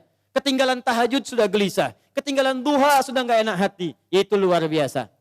Sebelum taubat kumpul-kumpul tidak jelas. Setelah taubat majelis ilmu dikejar-kejar. Ayo coba lihat, Anda sudah ketinggalan kalau nggak taubat dari sekarang. Setiap tempat majelis ilmu sekarang sudah berjubel orang datang. Jadi kalau Anda tidak tertarik, Anda tertinggal. Taubat.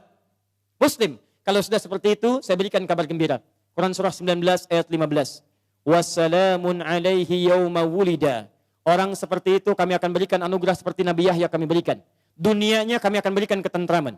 Wa yauma yamutu, meninggalnya kami wafatkan dalam keadaan yang terbaik. Kuburannya kami hiasi dengan anugerah nikmat. Wa yauma yub'atsu hayya, dan dibangkitkan di akhirat dalam kegembiraan yang luar biasa. Pilihan pada diri Anda, silahkan amalkan Quran surah kedua Al-Baqarah ayat 208. Ya ayyuhalladzina amanu dukhulu fis-silmi kafah. Ayo berubah, amalkan ajaran Islam dengan sempurna, sebaik-baiknya. Anda punya dua pilihan. Kalau hari ini tidak mampu berlomba dengan orang soleh meningkatkan amal baik, maka berlombalah dengan para pendosa untuk bertobat di hadapan Allah Subhanahu wa taala. Bapak Ibu sekalian, ini materi yang bisa saya sampaikan hari ini. Jelas insyaallah? Jelas? Paham? Siap mengamalkannya? Yakin pada Al-Quran? Siap mengamalkan Al-Quran? Takbir dulu, takbir. Siap mengamalkan Al-Quran? Coba saya cek dulu ya. Quran surah 5 Al-Maidah ayat 100 sampai 101. Siap mengamalkannya? Ya ayyuhalladzina amanu la tas'alu an asya'a in tubda lakum tasu'kum. Hei orang-orang yang masih merasa punya iman, kalau uraian sudah jelas disampaikan, maka jangan banyak ditanyakan. Khawatir banyaknya pertanyaan itu menjadikan yang jelas semakin tidak jelas nantinya. Baik. Yakin dengan Al-Quran? Jelas penyampaian saya? Ada pertanyaan? Awas. Alhamdulillah. Baik, saya kira itu yang bisa saya sampaikan. Yang terakhir saya ingin mengajak pada Bapak Ibu semua, siap jadi penghafal Quran? Saya ulang, siap berubah insya Allah? Siap berubah insya Allah? Baik, terakhir saya berikan kabar gembira. Awal bulan depan kami akan launching kelas solusi Al-Quran di beberapa tempat. Dan di situ nanti kami akan buka kelas-kelas Al-Quran secara gratis. Bukan sekedar menghafal, tapi sesuai dengan profesi masing-masing. Jadi kalau nanti ada kita buka kelas dokter, di situ semua ayat-ayat tentang kedokteran, hadisnya kita turunkan. Jadi nanti ada dokter yang ahli Quran. Ya, jadi begitu berobat bukan cuma diberikan resep. Pak, saya pusing nih. Oh, buka Quran surah sekian, ayat sekian. Obatnya ini, gitu ya. Kasih obat, kasih resep. Nanti ada kelas pengusaha, ya. Ada juga nanti kelas diplomat dan sebagainya. Kita buka kelasnya. Bagi yang berminat nanti tidak ada biaya, semua gratis insya Allah. Kita akan kerjasama baik-baik. Nanti di situ mudah-mudahan kita pancarkan pada dunia, dari Indonesia kebangkitan Islam akan dimulai dengan cahaya Quran insya Allah. Takbir. Subhanakallahumma wa bihamdika asyhadu an la ilaha illa anta astaghfiruka wa atubu ilaik. Wa akhiru da'wana alhamdulillahi rabbil alamin. Wal 'afwu minkum. Assalamualaikum warahmatullahi wabarakatuh.